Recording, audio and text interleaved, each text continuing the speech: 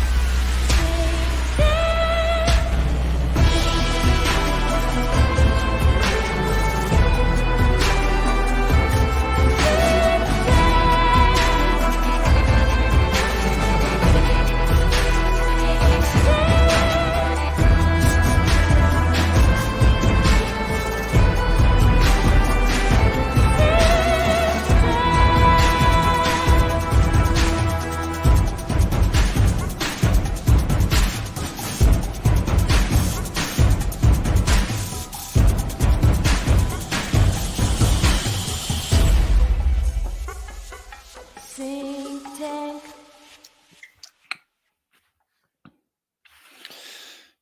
My God, they did. Wait, hold on. My God, they did it. Did you know Synctank is back? Not only that, but this week is weirder than last week. How much weirder? So much weirder. Who knows how weird? We do. Where can you get the source? Here. Yeah, exactly.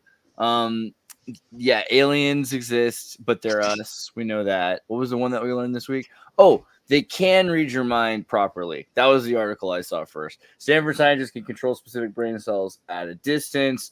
This new technique using light, infrared light, and a Nobel Prize winning molecule that help us feel the burn from chili peppers. So they're starting small, but like, can you make someone at 30, 40 feet away or, a mile away feel chili pepper, feel the spice burn of chili pepper? And the answer is yes. Yes, That we sounds can. like witchcraft to me.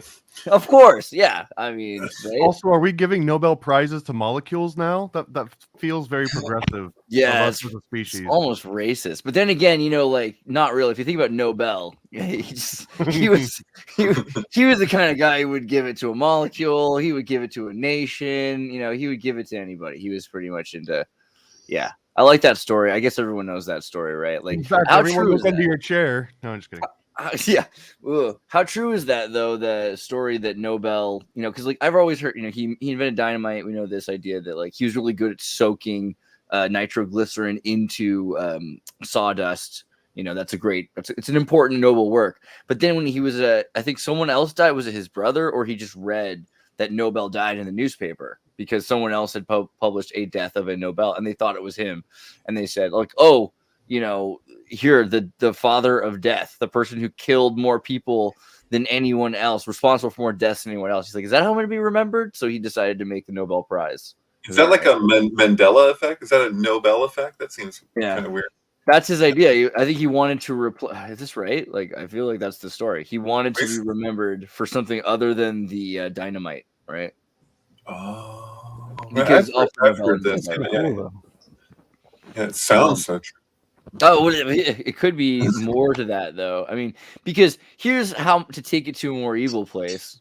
It's not that the Nobel Prize is for peace. The Nobel Prize is for people that do as much damage to the world as Nobel.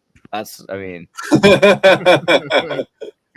why Obama got it before he was even president. Is that exactly? It was like, you already did what you could literally just now. You're done. And he didn't stop there. That was pretty impressive. He went all the way to Disneyland. I feel the same with the Pulitzer Prize, because if you look into Joseph Pulitzer and his reputation, even while he was alive publishing news, now we kind of look upon that as it's got all this gravitas to it. But that's where like yellow journalism came from, was because he printed on, like I guess yellowish paper. You use like a yellow ink or something. Oh, really? It seemed like you were using that as kind of a segue from the molecule thing, like giving the Nobel Prize to a molecule. And did I hear that correctly? So I was like, I don't know. Like, the headline said in a Nobel Prize winning molecule. Yeah, I mean, of course, what they mean is that there's a molecule that was developed, the TRPV1, which was invented, and from that, they're saying this is this idea, right? That if you can interact with these molecules that then can agonize receptors, then you can interact with the brain at different points, and so these are the beginnings of that idea. How are we going to, and the testing of it. This brings up the notion that a golem doesn't necessarily have to be embodied per se. Like there's the notion of like a metaphysical golem, which people have entertained around. It doesn't really fit in with Thomas's book per se, but I think it's still like from a technical standpoint. One of them though. Eventually, one of them will. But there's the idea. Actually, I mentioned it in my Sync Book 2 chapter that I met a man named Robert Forte who lived with Albert Hofmann in Switzerland for a number of years. I hope I'm getting all this right. But I actually asked permission to quote him because he had told me years earlier about this instance where Albert Hofmann had told him that he didn't actually believe that he discovered anything.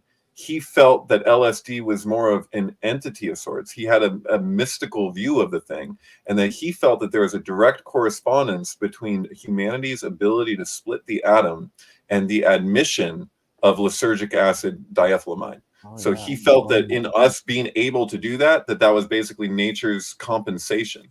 But when you there, it's like it's got an entity aspect to the chemical, which is like, there's that kind of idea that it's like the way that a golem will do work for you. It's almost like you set it loose and it just goes and does this thing. It's almost like, yeah, exactly. Or like a Dybbuk, which is actually COVID backwards if you look at the Hebrew.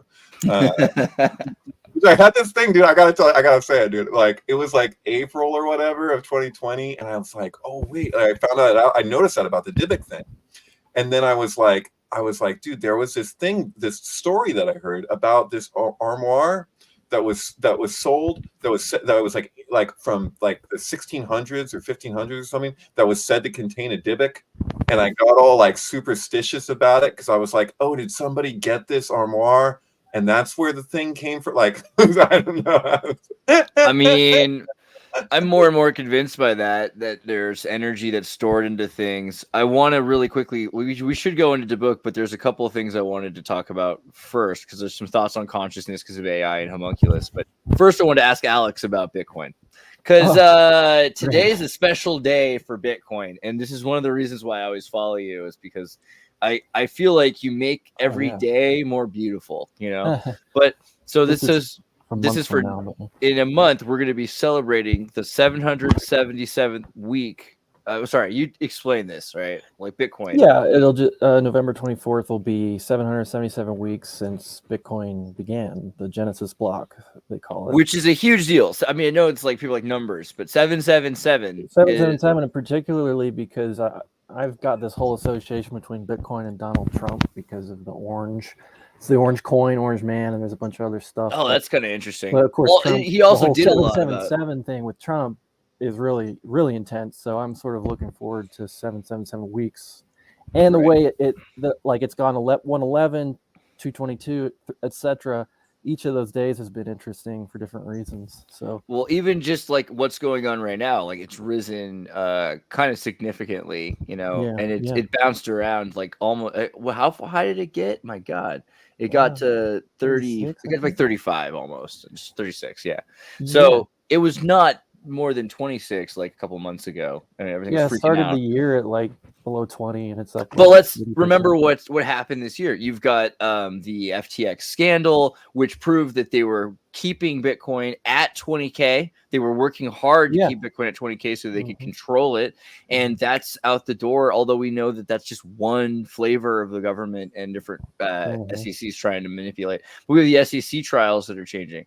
So all of a sudden, the argument about cryptocurrency is more and more outside of the United States and these other countries, which is causing it to rise. So, I mean, we might see a bull market. I know it's like whatever, but it seems like it's starting. Yeah, the ETFs, the institutions are coming in. and the SEC's starting to like waver. They're kind of like the enemy of the whole crypto space right now, and everyone really, which is interesting. So yeah, we're not telling you to go like crypto K-holing anybody, William. But I want to make it clear that crypto K and cryptocurrency have nothing to do with each other. They're just happen to be in the room when you said that. Yeah, we're just watching the world unfold. That's all it comes down to. I'm curious if we were to follow this to its like fantastical conclusion, right? Let's say that tomorrow Bitcoin's worth $10 million. So anyone that you know that's even holding, 0.1 or whatever, like they could basically retire, right? Like we're all like all the podcasters and all of the like the anti-government hoarders, we're all millionaires now overnight, right? Or are we? Does that just be the final thing that reveals that inflation and that money's just printed and it's just kind of a fabrication? Because millions aren't going to be enough to stop working. You can maybe buy a house. Like you might be able to start get a down payment on a house in LA or something, right? Yeah, 10 years from now, it's like $1 million will buy you a fucking week's worth of groceries. It's true, yeah. That's where we're going. Kind of a doomsday scenario if Bitcoin goes, or gold or whatever. Same would apply to gold. Like, if gold goes to $50,000 an ounce, then we're screwed. Like, but, well, I don't think people think about that enough. Like, so in a lot of Americans know, like in the 80s, I don't think even do Americans know this anymore, but in the 80s, Mexico had like an economic collapse where the peso went to be 10x. It was like a dime for a dollar, and it was really hard for your average Mexican who had very little. But we don't think about how that affected the wealthy parts of Mexico. And like I think that's an important thing is there's been so many events which have destroyed what people think of as the middle class of all the other states before the United States. And there were tests like to figure out how can you supplement this? If you take everything away from them, do we have to have social services to fit in there? And yeah, there's certain infrastructure that can be put up, but if you put up the right infrastructure, then people don't really need to have anything. That's kind of what they learned, right? They can take away everything. Be a game plan that's been used in a lot of different countries, and it's starting to unfold here. Like we say like, inflation is already insane, so the water is getting higher. When you talk about this stuff, are you doing what I do, where you're just constantly thinking of the Wizard of Oz? Yeah, like in the midst of it. It's like have you seen the interview with David Lynch, where somebody asked him about the Wizard of Oz or something, or how often he's like, I think about the Wizard of Oz every day.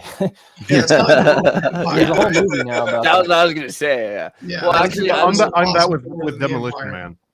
Demolition Man. What do you say, Andy? I said, yeah, it's like the Roman Empire. Like, how many times a day does a man think about the Roman? So like, what about Wizard of Oz? Yeah, exactly. So that's a weird thing to me. Like, is that like a sign of like lack of testosterone in our population? Because it used to be men think about sex like every day, all the time, and now it's the Roman Empire. And I'm not complaining because I like that people are thinking about empires sometimes. For me, what happens? Blend the two now. It's not hard to blend the two. Yeah, exactly. Oh, is that like the final solution to the Revenge of the Nerds conundrum? Sorry to use that term, but I mean, like, is that because in the Revenge of the Nerds, where it's like all the jocks think about is sports and all we think about is sex or whatever, and it's like, oh, that like works for them or whatever. Maybe that is the Roman Empire. I get it now. So there's like, before we get to demons, but in a pretty strong segue into the same direction, South Park Pandaverse, right? Because that's what I've been thinking about is like the South Park Pandaverse. It's basically the Imagination Land on steroids. So you know what's going on with the new South Park movie that's coming out in like 3 days? Oh my god, what? Yeah, it's a movie. Well, what is it? It's an event. It's it is what it is. But it's so it's gonna be South Park with revised woke characters, right? So you've got and I think, I don't know, that's pretty demonic, but do you think that this is I think it's going to be important because it's going to show people how exhausted. It's going to show the media. It's really, this is for the media, not for us. It's like, hey, Hollywood, do you know how other people feel when you talk to them? They feel like you're doing this to them. And I think that's the only benefit. Do you think it's going to be useful, or what do you think about this idea of like showing? If Trey Parker still is who he always seems like he is, I don't know. He's kind of part of Hollywood, but to the extent where he's always been the rebellious voice in the room, it seems, I would hope that's exactly what you're describing. It's like turning the mirror around, but I don't know. I trust South Park. Yeah. With what they did during the pandemic, in the midst of what so many people were doing, I trust South Park. Mm, Just saying, personally. that's Yeah, I mean, I think Trust the them to thing be is, funny. Yeah. yeah, maybe trust is a strong word, right? Like, yeah, it's all a That's a show. strong word. I'm not like All I'm a not show. like it's not like a cultish level of trust. You know, it's just like a I relative will let trust. blood Like, for you know, South Park, just Yeah. to let.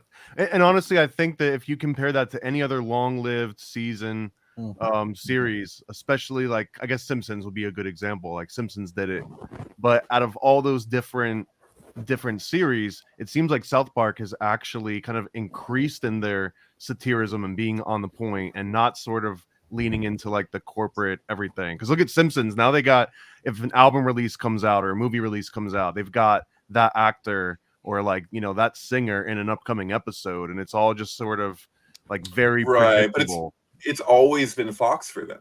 Like they've Yeah. always just been Fox, and like and having to bend and navigate what Fox wanted of them, and that now to be you know, Disney is kind of interesting but Simpsons also.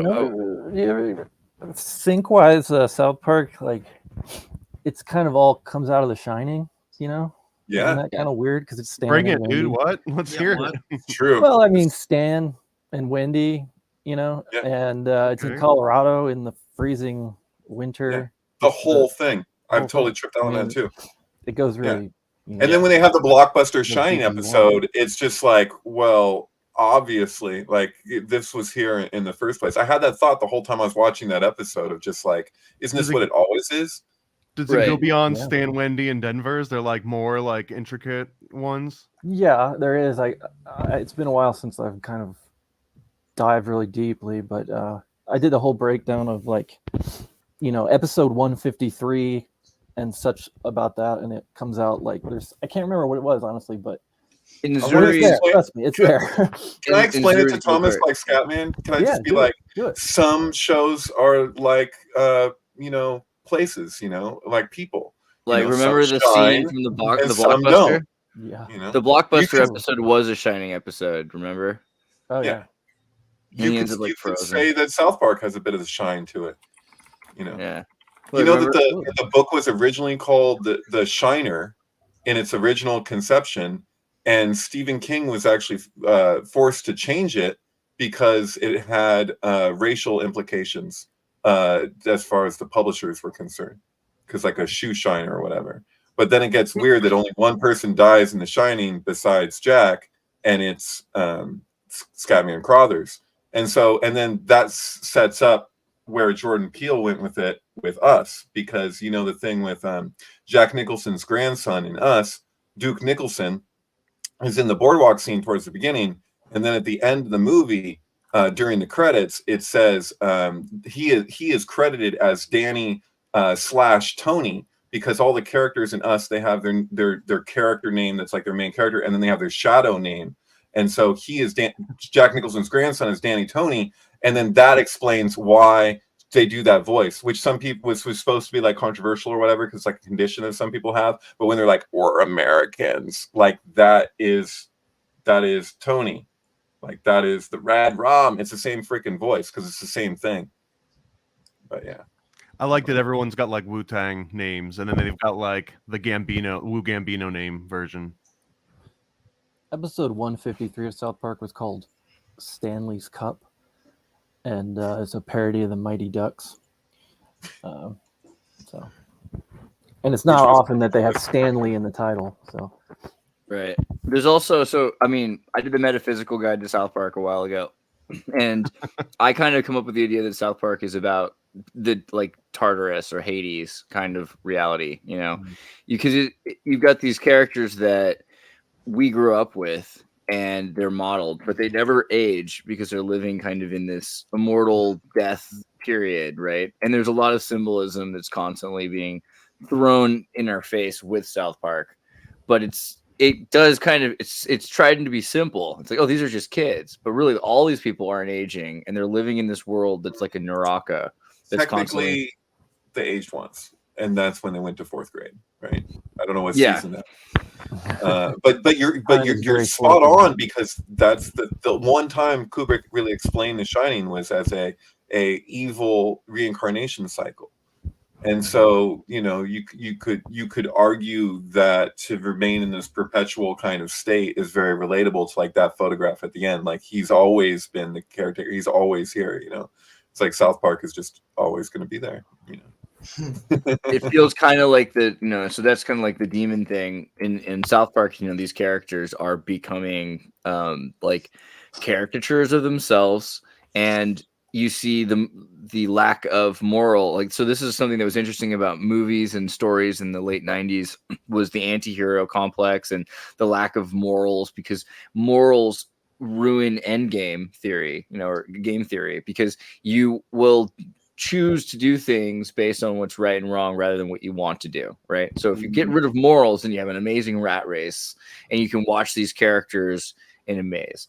And I think South Park took that the right direction. It's like, this is great because you can see the problem with that and the problem with any situation, because you see what people will do in a Bernaysian chaotic situation, whereas that's kind of become like the gospel for like secularism. Like, yeah, if everyone's allowed to just do what they will, it'll be okay. And you get these shows normally which are just misinformation causes episodes of drama, right? Like someone doesn't say something and you hear it and see him not say it, and you get to watch the drama unfold. The opposite is in South Park, where it's like instantly, everyone's going to misinterpret everybody. Everyone's going to be selfish. Everyone's going to make the wrong decision, and how fast South Park is to show you how it will unravel. I forgot the clincher, or the big. It's a chef. It's the chef. That's the other character from The Shining that plays a huge role. The black chef, Halloran, and who's voiced by Isaac Hayes. So that's just one more, the other element that I'm trying to find the picture of him. Hold on. Oh, dude, that's crazy because of the freaking Scientology connection with Kubrick's daughter.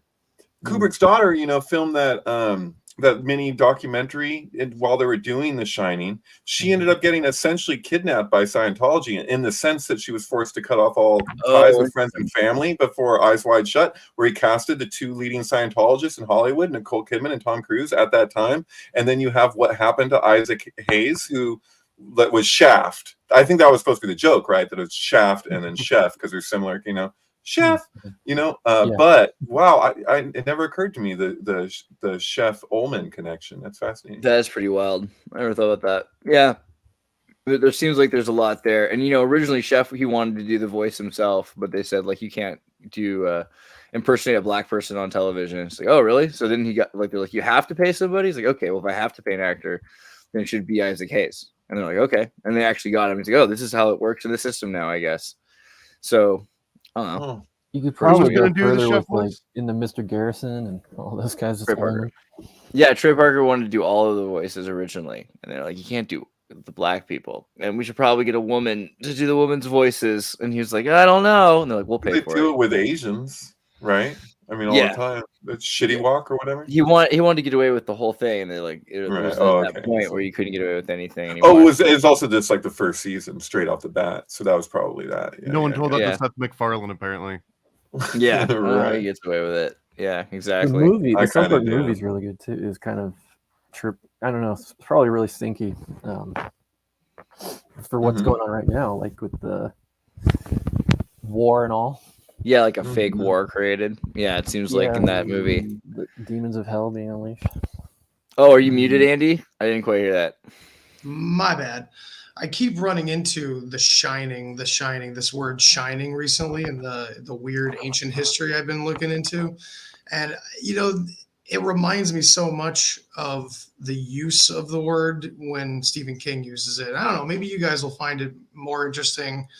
I find it just kind of offhand interesting that like in ancient Mesopotamia, the word El, which of course meant like lofty one, and we attribute it to like the gods and everything, it directly meant shining in the Sumerian language.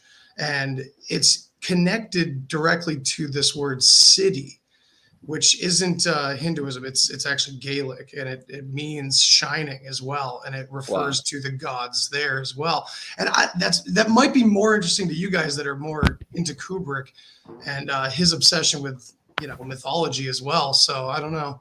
It's really That's- interesting. that is interesting. Particularly, we learned that El and Elohim are referring to God, gods, whatever. But the idea that in Mesopotamia, of all places, it literally meant shining, those who shine. It was like the term I kept reading, and I'm like, man, it just kept going back to the chef and everything. Yeah, I kept finding yeah. stuff saying shine feel, which is talking about the feeling from the shine. Which Well, was the idea of the like those who Ayurvedic. shine and those who don't shine. That's what I'm reading in this ancient history, that at least according to their own perspective, these ancient old world rulers kind of considered themselves, above the rest of humanity. For better or worse, they claim that it was more of a patronage rather than a ruler dictatorship. It was like a taking care of humanity, supposedly. But whatever, regardless of that, the idea that, there's some that shine and some that don't.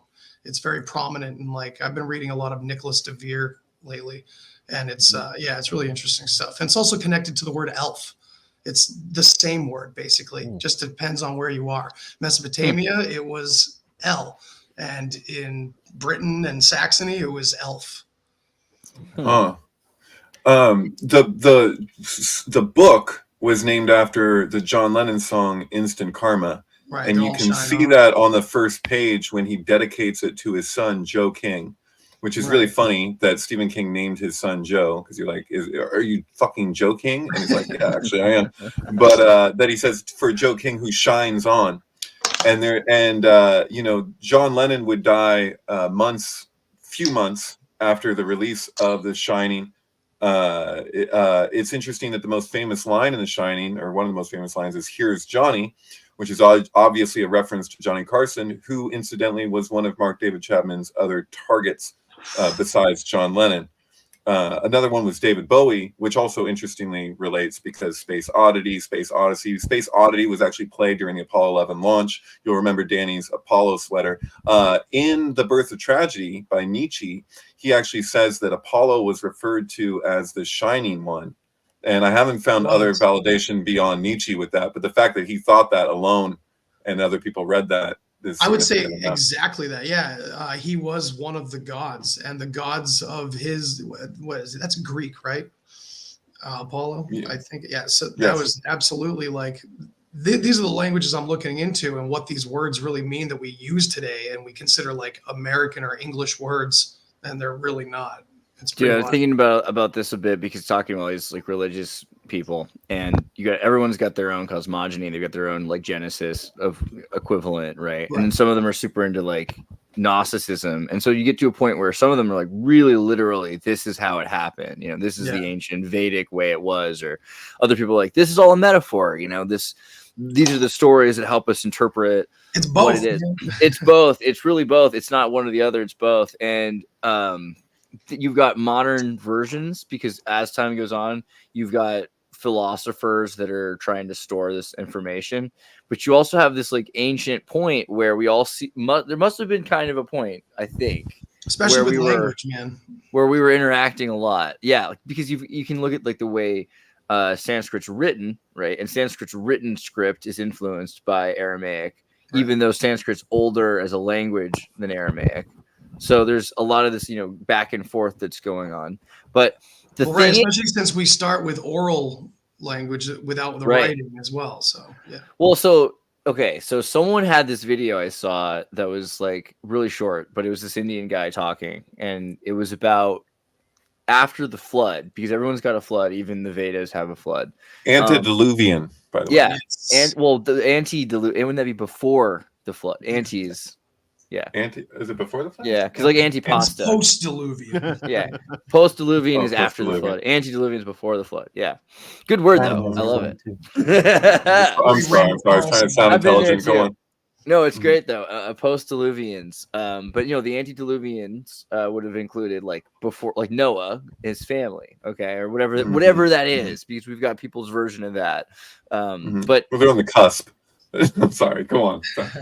then you got this idea that after the flood, Noah's got 3 sons, and they do like lots to get the world. So one son gets part of the world, the other son gets another part of the world, right? And then like Shem or something gets like India, And so when this is all dividing up, you have to have the story like converted to some parable or memory, and you've got local religions or whatever that's going on because the daughters that are married to Shem have their own beliefs, and so things are rising. You got people that believed in their ascended master, other people that believe in their thing. But Brahma has 3 faces, which is kind of like Shem, according to Cindy guys, Shem and the other sons of Noah. Noah has 3 sons, Brahma has 3 faces, and from there you have this idea of like manifestation of all these ways. Like they have all these ways to deal with demiurges becoming angels or becoming gods in Hinduism. But really, they believe that there's like Narayana above everything, like above the Trimurti, above it all. There's Narayana is like Yahweh to them, essentially. And so creation, destruction, like all these things are inside of the eternal. So the eternal is this thing that's older than that. And it's described even similarly, right? It sits on top of the serpent, right? It has a lion's mane, right? But the main difference is it's like about love instead of about like law. Because our Brahmic law is like, you have to do this, you have to do that, or you should die. And in Dharmic law, it's like, if you do this, this will happen. If you aim for this, you'll go there. Like if you like serve hell, you'll end up in hell. Like if you want, it's not really like saying it's, you'll go to the Naraka. It's for you. That's like it's like a consequentialism. And so you've got Yeshua or Jesus is in Alexandria in Egypt, like a metropolitan place where everyone's coming through because he's had to leave. Herod's destroyed, his family. They've been forced out, so living in Egypt. But this is like at a time when Egypt's got the Silk Route, and so he's seeing Eastern philosophies, and probably kind of it seems like it's a war against Abrahamic philosophy, because the Abrahamic philosophy is like, this is how you get punished, and he's like, yeah, but isn't it more about like love? Can I respond to one of the comments where someone says Moshe usually depicted with horns? So there was old paintings where Moshe Rabbeinu, Moses, had these kind of twisty horns, but that was actually due to a translation, because in Hebrew, words will have multiple meanings at the same time. You can have 20, 30 meanings for a single word, which makes a translation kind of like not appropriate to do in the first place. Like it's one of the arguments that people have against translating it at all. But the reason is that the word for horns in Hebrew, it also relates to like rays. So like speaking of like shining, halos, so it's kind of saying that his head was like kind of shining, glowing. Yeah, I think it right. is. There's also looking at was it like Zeus Ra Moses or whatever, like the Zeus Ra Moses character that was kind of created to synthesize both gods under Alexandria and Egypt.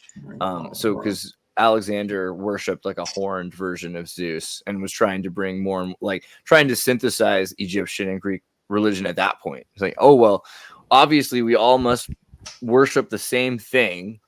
We have different opinions about it. How can we get to the root of it? And like that was interesting, I think, because it wasn't the way people were trying to synthesize religions before that point. I've also heard a link in the chat there for an image I sent you just now. When it comes to the law, throw a wrench in the spokes. That's from Finland. Interesting. So what's this about? This is Bach Saga territory. This is just another reference to that horned god figure, because this is like supposedly Odin with horns and the trident. And I was going to mention too that there's a god named Baal Zephyr who, from my research, seems like he also got amalgamated into Zeus. It's Baal and then space Zephyr, I believe, or Baal Zephon. There you go. That's the one. Oh, weird guy. So Zeus, epithet of Canaanite storm god Baal. But yeah, this is the way that, or this is the angle of research that I started looking into, where the original gods were all different balls, right? And then it just was way more convenient to just say Baal instead of having to refer to like the specific one based on the region you were in or the culture that you were in the context of. So Baal was just like the shorthand term for like, yo, wherever I'm at, that one, it's like home team, go home team. And then over time, it was just like, yeah, well, go home team really just means Zeus. Andreas, when you were pointing out one of Noah's 3 sons being named Shem, it always struck me. Maybe I need to look into it further. Maybe I'm hearing it wrong, but it's like Shem is Hebrew for name, so it's like super redundant. You're like, if your name was just name. But then somebody was mentioning here something about the Anunnaki. I don't know, horns on the Anunnaki. I don't know what they were saying, but it's funny that was Zecharia Sitchin in his book, The 12th Planet. He was arguing that the Tower of Babel was a spaceship, because he interpreted that when they said they were looking to make a name for themselves, which is where we get fame. It's why Lady Gaga did the Fame Monster or whatever. It's like, they wanted to be famous or whatever. But to make a name for themselves, he takes that it's quite a leap to argue, but he says that Shem name actually meant spaceship. So by redefining that, the whole thing, and this is just, linguistically explosive insight into the Tanakh, or Torah at least. Yeah. Sitchin linguistically forces so many parts of his plot in those books, like in retrospect. Like I loved them at the time. But it's fun to entertain, but it's as a sci-fi thing, and it just belongs in the sci-fi section. But I do consider the very likely possibility that he was basically a commissioned disinfo agent, working in part for the Catholic Church ultimately, because there is something to those Sumerian tablets. Yeah. And what better way to dismiss it all and the baby with the bathwater? This is my whole I've worked on that. I've been working on that a while now, about just the idea that the Catholic idea altogether is, I kind of umbrella it under the word supernatural, but it gets more technical than that when it comes to aliens and everything. But it really is like introducing the concept of supernatural into humanity, where it didn't exist prior to that, where everything was magic, every moment was magic. There is no such thing as supernatural, just everything, even the things we didn't understand, were part of nature. Well, so I find that external other thing that we had to desperately strive for. And I feel like this is okay. I'm sorry, but because every time the Jesuits I'm gonna derail. I'm a horrible person, but the Jesuits get this everyone's like, oh, the Jesuits are the worst people ever, and I had to grow up dealing with Jesuit books, and I'm really stoked on it because I remember seeing the Ken Ham versus Bill Nye the Science Guy debate and be like, oh my god, that's what people think Christianity is. That's really not what I was always under the impression it was about evolution, that worship was evolution, that the Omega point was this furthered point of reality. So they were interested in how to baptize an extraterrestrial. Would you do it? Should you do it? Could water destroy a nitrogen-based life form? These are the kinds of questions that Jesuits are asking. And why do they worship Kali? Why would you contemplate the attribute of Kali? What's the reason? Why would you contemplate Shiva? These are not the kinds of questions a Baptist is asking, right? So I think we get this mixed up of what the Jesuits are trying to do. And just really quickly, the last one is Supernaturalis, because the way you frame Supernaturalis to me is a very Protestant. I don't mean to use that as a pejorative, but it's this idea that Supernaturalis is something that you can't touch, and that's not what Jesuits teach. What they teach is that Supernaturalis, again, it's the mechanisms of magic. It's the things that are happening that take place that are beyond our comprehension of nature, but they're still happening. They're still natural. Right. You're arguing that they're not as much out there as they are in there, so to speak. Right. They're like, if you want to know how to do Supernaturalis, you can, but you have to do it through the Holy Spirit or through magic of the supreme source. But they're still saying it's possible and it can be done. And they even, I guess, teach it. Well, I appreciate that because it'll help me refine what I'm really trying to describe and say. I'm using supernatural as a placeholder but I'm more focused on the idea that the gods, even the word God, had nothing to do with a supernatural, quote unquote, being beyond realms, other than that all that we find in basically every single ancient society that goes beyond all these gods that we're forced to obey. Even beyond those, that all is ever present, it seems. But I want to back Andy up just a little bit too, because growing up and raised Roman Catholic from birth, I remember the best explanation that I ever got, even in retrospect, because I would always ask my parents and all the other Catholic, my grandparents who were in Opus Dei. That's how hardcore Catholic my family was, right? No, of they them don't were. exist. So I remember asking at one point when I was younger, like, what's the difference between us and the Protestants and the Baptists? Because our churches on Sunday, originally it was a small town, so like you would drive by the other churches on the way to your church. And as a kid, I'm just like, why don't we go to the one that's closest? And it's like, well, that one's not St. John the Evangelist, honey. That one is like some other saint or dude or whatever. Wow. And so I was like, well, what's the difference? And the way they explained it was that, well, we believe in the most of it. Like if you were to just open up the Bible and just like read a random page out of it, Catholics in general believe that more than the other people in like a literal sense. And to me, that always felt so supernatural. I was like, legit talking snakes and legit miracles and flying and, you know, like riding dragons and stuff like that. All of that is really real and not metaphorical. Although even after I age, you know, you realize it is metaphorical. Yeah, especially like Tobit, you still believe in all of it. If you're hardcore, I'm not hardcore Roman Catholic still, but like they like in the Catholic Bible, you have the book of Tobit, and Tobit has like a bird crap in his eyes, and he goes blind, and that's probably a metaphor. You know what I mean? Yeah. Like, and they do that on purpose because they want you to be able to say, okay, a lot of this stuff can be. It's not saying it's all to be, but it can be used in metaphor. Because otherwise, why would you even care? How could something be applicable if it can't be used in metaphor? Right. So it's like the way I've been framing it lately is like the Old Testament seems like the allegories are used to conceal historic events with magical events. And the New Testament, the allegories are to present it as almost a historical story while hiding esoteric occult knowledge. So quick question, open question for the room, because I legitimately don't know the right answer. Maybe because I was raised Roman Catholic. Doesn't the New Testament basically nullify the Old Testament? No. So it depends if you're talking about how the preachers spread the gospel versus the gospel itself, or you're talking about the rest of the New Testament. So the gospel was said in like Roman terms, because they invented grafting, to be grafted onto the Old Testament. So it depends on if you're talking about the text itself of the gospel or how it was proselytized. But there were like, so for instance, Ebionites were like, yeah, Yeshua is this new rabbi. He's got a new way of looking at it. We're going to keep following the law, but we're going to do it out of love instead of out of like commandment, the way we've been doing it for a few hundred years now. It's not like we've always been doing it this way even.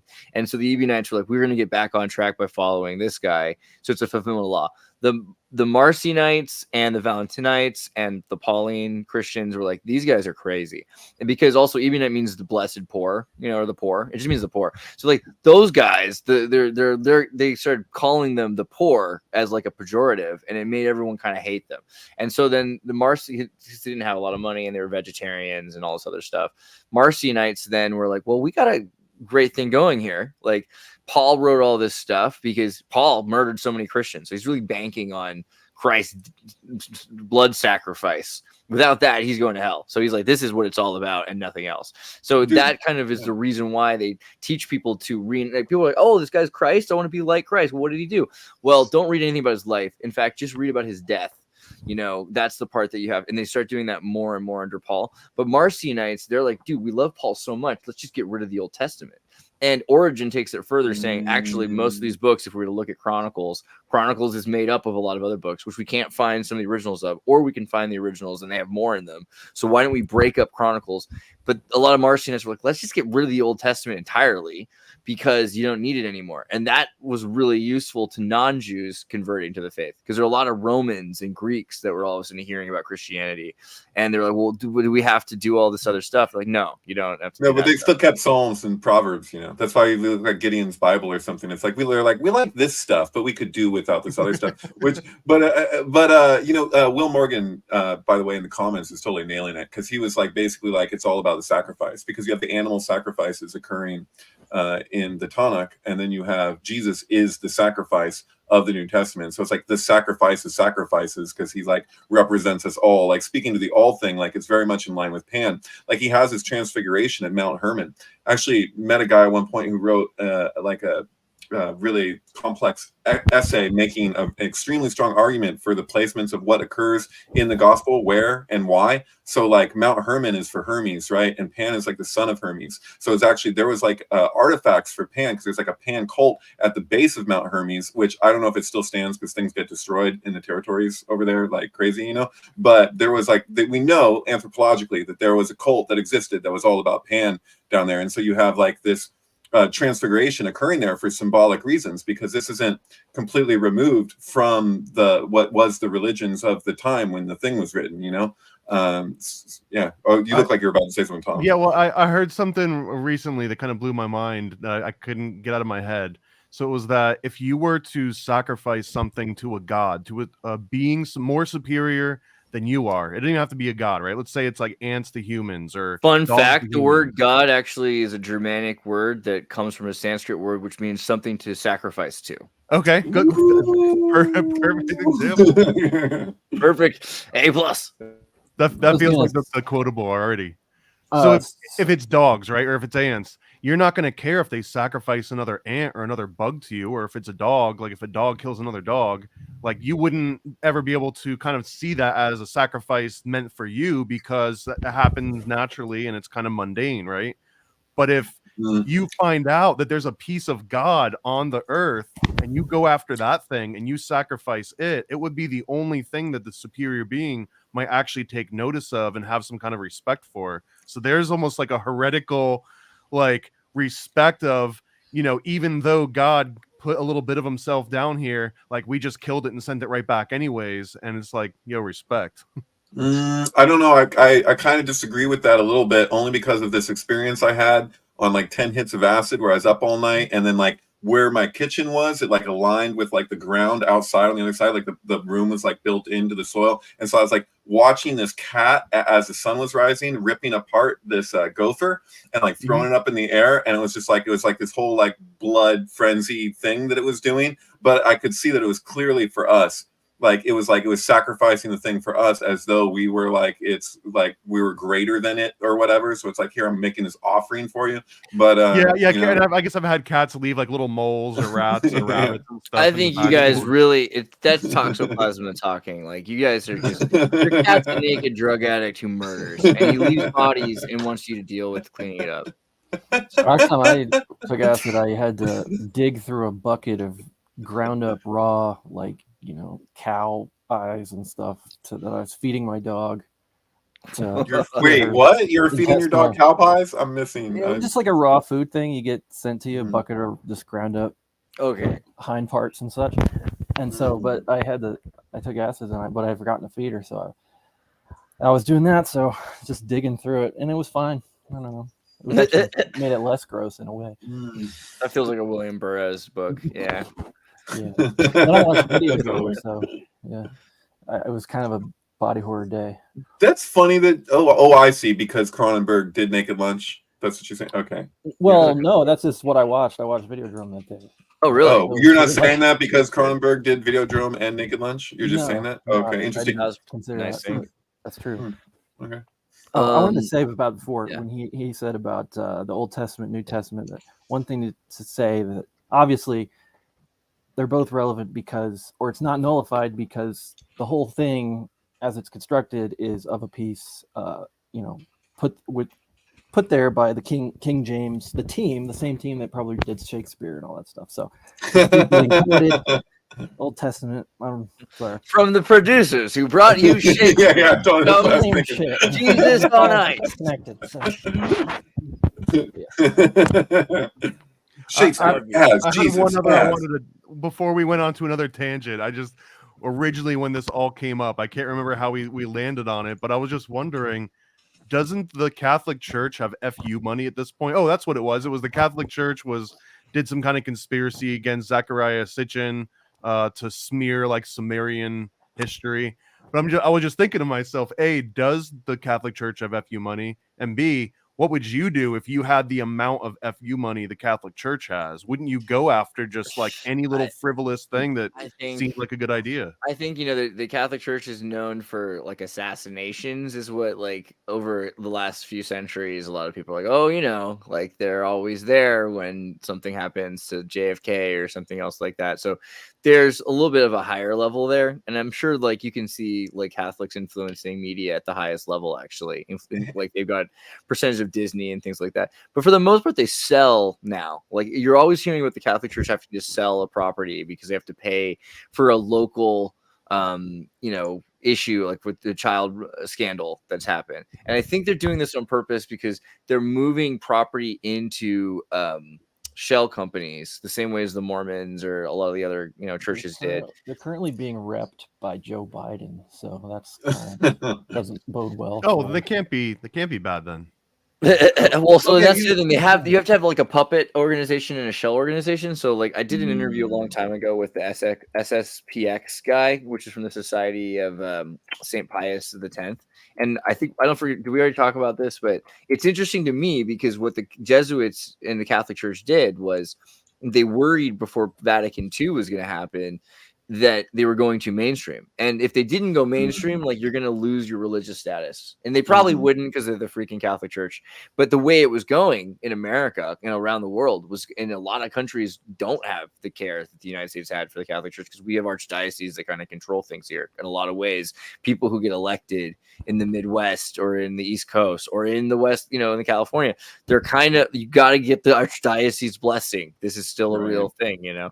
So, I mean, we're still on the last pope, right? So, well, okay, but so here's the thing. So, if we really like got rid of the pope a long time ago, and this is a new church that just sort of exists, because the way this works, right? You have a priesthood is a keys. So you've got the keys and you hand the keys off. It's a baton thing. So they've got a guy who's in charge of their their biggest shell organization, and he's acceptable to the mainstream. But that doesn't mean they don't have, like, this is going down the tree, right? There's other branches. There's other branches that are doing stuff. So you've got Jesuits and they've got their Black Pope, and you've been hearing people talk. I think Memory Man said they're run by the Black Pipe. And I'm like, I wish that was. Oh, that's what he meant. I missed that. I was looking at the comment that they were run by the Black Pipe, because, you know, there are stories about like Solomon Seals with altar boys in the center while you've got a Jesuit journaling and he's getting possessed by the altar boys. He's being altered by a demon, and this has been going on for centuries. Right, like there are lots of stories. What's the source on that? Because I'm beyond morbidly curious now. We need some chick tracks, literally just on the designer drugs in the Vatican City. We'll talk about that soon. But wait a minute. I got something that I'm working on actually. That's like right up. Yeah. Anyway, I mean, if you look into, if you look into like the Catholic Church's involvement in investments in pharmaceutical companies and the Germans during like the Weimar Institute. I mean, if you start, like, they've always been very interested in medicine, biopharmacology. They ran all the hospitals, you know what I mean? So they're already in that field to begin with, and dealing and running psycho wards, you know, just watching crazy people. Originally, they just assumed they all had demons, and eventually, like, well, actually, we can nuance the expression of what this thing is by saying it's this medical jargon to describe it, right? But the SSPX, so you've got a group of Catholics that said, whoa, this is going to be messed up if we do the Vatican II. Let's create another order that's secret called the Society of St. Pius X. And the dude who makes this gets excommunicated. I forget if he gets back in or what, but he's excommunicated for this. But he doesn't really worry about it because he thinks he's already saved by the Pope from earlier. And he's got 3 or 4 bishops he ordains without the permission of the Pope. So now this group has the priesthood, the same as the Orthodox have the priesthood. And this is a major problem for the Catholic Church. Like, how can the Orthodox exist? Well, they legally have the keys, so you can't stop them from doing the Eucharist and these rituals. The same thing with St. Pius. So you've got these more deep conservative groups that have their own leadership. And maybe in certain way, I mean, like, the more I went into a Catholic Facebook group and asked them about, you know, what is, you know, this group, and they shut down the post because people were asking about it. And it turned out the whole group was it was a Catholic group. It's modded by the same and admin by the St. Pius X members. So it's like they're like it's almost like Freemasonry. They're like a secret order that are doing like archonic ritual. They're doing the more traditional Eucharist and everything else. And I think they kind of look at it like, does anyone else? You know, they kind of look at it like, you know, we're the only ones still doing the thing. Everyone else is just, you know, they have the Coca-Cola classic new Coke recipe version of Christianity. Well, you could argue, what is it? The Sacred Cross and the John Allegro's book. I'm blanking on the He's name. A mushroom. That Jesus was a mushroom. Yeah, that Jesus is a mushroom. I mean, that I would make the argument that if you're not taking mushrooms every time you go to take a Eucharist, then you're also drinking, new Coke Classic, caffeine free. My take on that is that, like, the reason why he thought it was a mushroom is because the Christ relates so much to higher consciousness, and it can be interpreted as a mushroom, a psychedelic mushroom, easily, just as it could be interpreted as that and the Holy Grail, and the fact that so many. That's a different story. Well, I mean, there are a lot of pictures of him that look like he's holding a freak. This one right here reminds me like he's holding a mushroom, right? Yeah, like right. There's so many. Everything's fractal, right? So, well, couldn't one argue that this is just like after the fact? Like, there's people are doing mushrooms, and then mushroom cults like organized. Like, you're reading text, and then you're attributing what you're reading. It's like a synchronicity. Well, that's legitimately like the most interesting question to me this week, probably, because if you're thinking about the bicameral mind hypothesis, this idea that humans used to be more like animals, and dolphins that can stay awake because they can just turn on one brain and turn off the other brain, but they're not using the cross synapses the same way all the time. And sometimes, we've said, like, if Moses or somebody in ancient history just had this cross synapse for the first time, and it was just this sort of seizure spike of just tryptamines in your brain, you would probably think that was God. That seems like a pretty reasonable thing. And if it was genetic, because there's people that have seizures, like they're like prone to having visions, this might be a genetic thing. There are other people that don't. And so by taking this, these drugs, whatever that is, they're causing themselves to create this. I mean, the mushroom drugs are using the same neurohormones as the brain. If you do that enough times, every time a 13-year-old is born for a tribe, will that change the human brain? Probably. It's possible that epigenetically we have more bicameral mentality today than we did thousands of years ago. It's possible that there were like unique people that we really thought were amazing that had the general capacity that we almost all have now. I don't know. Right. But it's kind of like McKenna's stoned ape theory that the ones with, at low volumes, psilocybin increases visual acuity, so better hunter gathering. The sexual acuity is increased at higher doses, so an orgiastic society that produces more. And of course, the ecstatic state above that. So they would do everything better and more efficiently, and more so than a group that wouldn't be taking psychedelics. Well, my argument is that this still is this external secondary thing.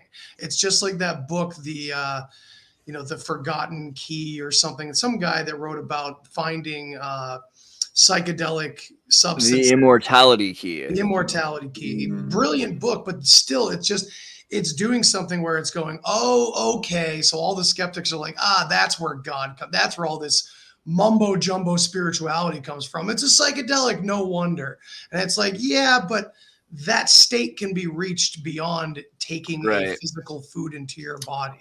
But it becomes the projection becomes.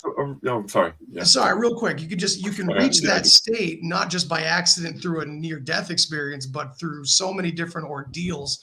Like, I mean, not Siddhartha is a great example, right? I mean, it talks about the ways in which he gets to samadhi is through like starvation and ordeal, So these practices to get us to this disturbed state of consciousness, perturbed state of consciousness, goes way beyond an external substance. It goes back to, do you need medicine? In the case of mushrooms, McKenna also had the theory that that mushrooms, specifically tryptamines, are an alien chemical, so that would be a unique sort of through line or communication line to. I a certain agree also though spiritual that element. we look at like the material and the fit and the spiritual like they're like one or the other, and it's really kind of it has to be both. Like you can't ignore the material. Well, these spiritual people, they're like, well, the material world just doesn't exist. Well, that's kind of silly, but like that's just about as silly as denying the spiritual aspect of reality or whatever. Let me inject some middle ground here from MK Ultra CIA research, because Good idea. I feel like That's that been would given be to I love how the that's middle the ground. freaking middle ground. Yeah. Well, between like the pure chemical, epigenetic point of view and the spiritual point of view, Robert Gordon Wasson. How do we talk to God? Robert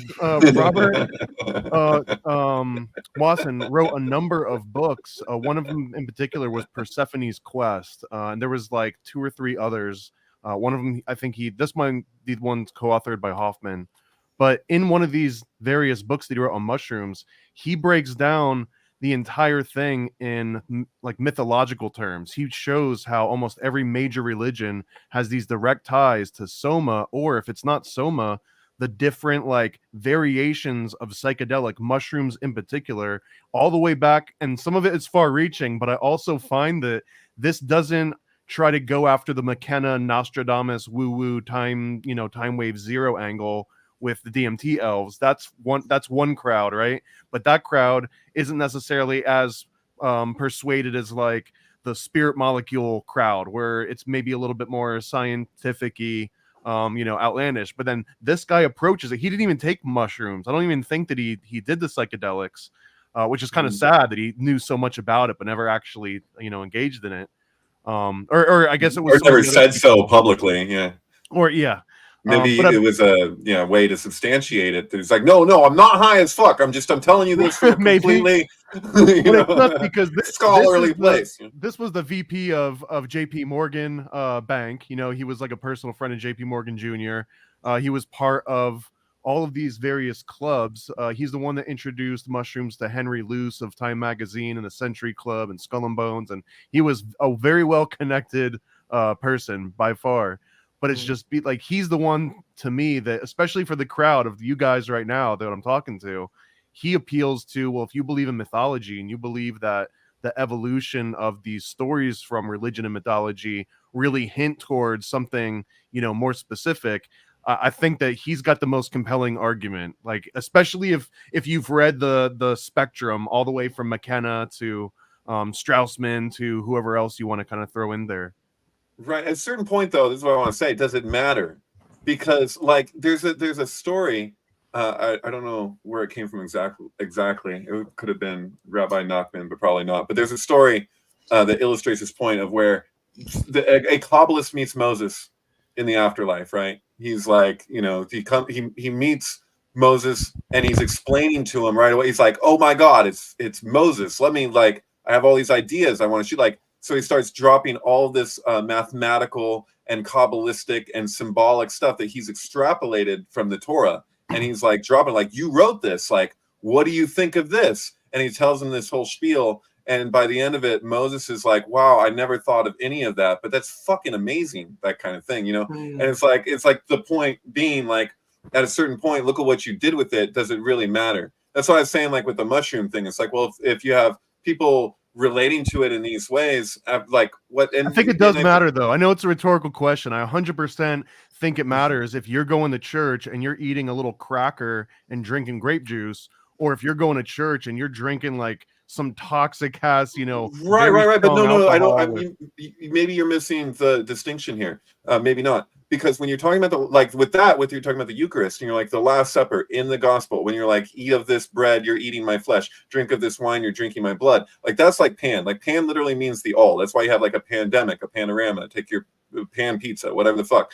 And if however you slice a pizza, it's still gonna be pizza. But the point is, like, I don't know. Like, if you're talking about in that story of the Last Supper, when that's being communicated, like, it's already profound in the first place. Now, when you're doing the symbolic action, that's where I agree with you. Like, but did that come after the fact? And does it even matter if this is how we're treating it, the treatment of it or the application in the ritual form, does it really matter if this is what? Absolutely. It might- because well, it's no. silly. Okay.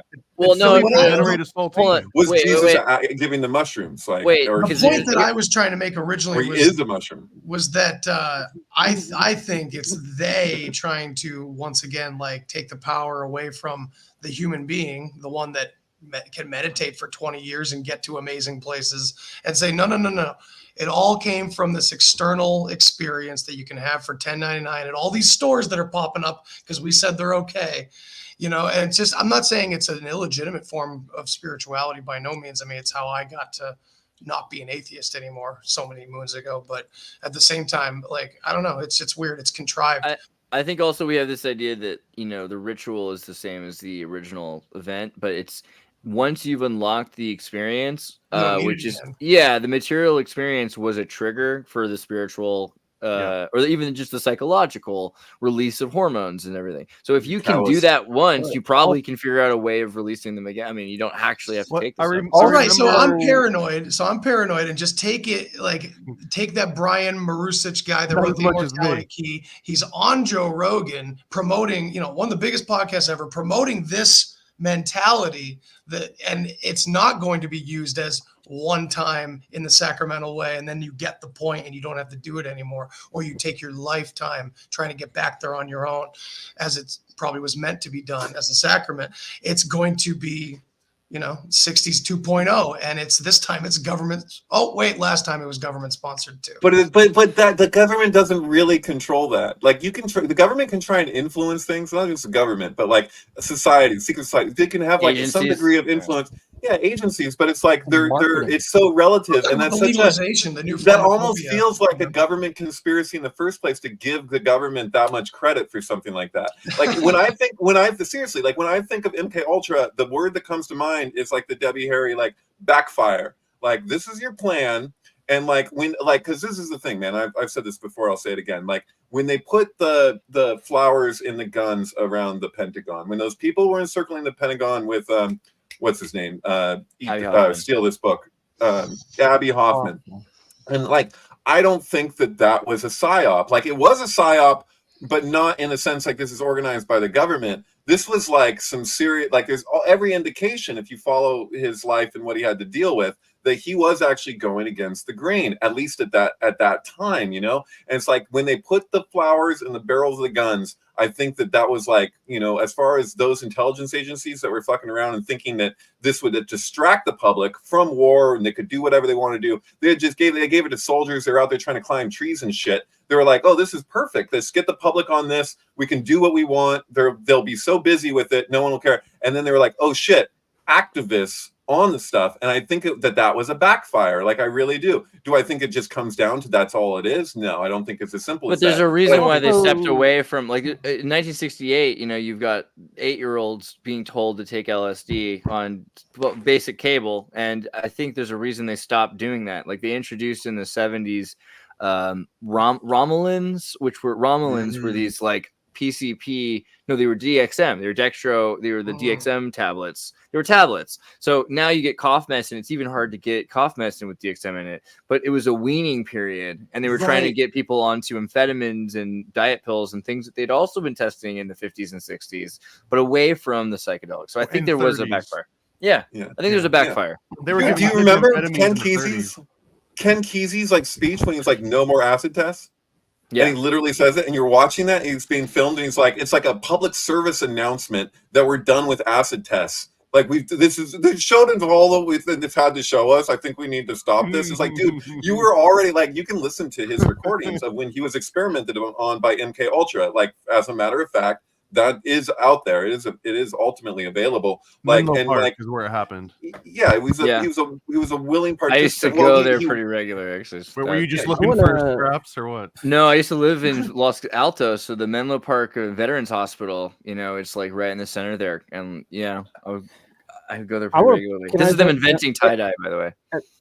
Can I want to push back on one thing that you said, Andy, that is sort of not specifically about you, but is sort of implied that Dang it, Andy! No, I'm just that the kidding. government is sponsoring psychedelic use now. Like, are they really? Like, I mean, I know a couple of states are starting to, legalize it, but not on a federal level. And like, you'd still turn on the TV and it's nothing but pharmaceutical ads and all that thing. So You're it's right. like it's not come to a point where mainstream.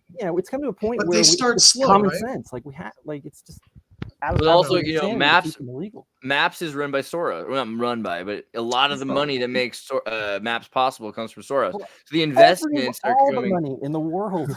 I feel like we are all run by Soros. Just You know what? facto. You know why that is, Andreas? Because people, especially like elderly people, like they want to give it to people like hospice care. People who are like, are these revolutionaries? They're not going to be the people encircling the Pentagon and putting freaking flowers in the barrels of guns again. Like that's not what's happening there. Like it's a way to do damage control, I think, in part. And also you can kind of be like, okay, well, certain vets, if they go through the right process, they can get it if it's guided, and then they're inserting it, directing it exactly how they want it. It's like, this is happening anyway. They can't freaking control it. So the best that they can do is kind of like curtail it. And that's what I've seen from Maps. And actually I've destroy met the reputation of it by Yeah, I mean, I've spoken on a panel with Maps, and I met the founder of Maps like more than a few times. And the sense I've always gotten from him is that he's had to navigate and deal with some shit for years to get to the place where they're at. So it's just compromise after compromise after compromise to do what he can through these routes, like through the legal routes. And like that is so distinct from just this like, Timothy Leary, like balls to the wall, let's exploit this shit and just get it out there. That's an entirely different way of having to deal to make that happen. Well, they're dealing with a culture that experienced the 60s already. And they have to, I mean, this is just me being more paranoid and staying on the paranoid side of it. We have the 60s as an example as a culture now. They can't do it the same way. They can't go balls to the walls. They got to get way more detailed, and they got to, I don't know.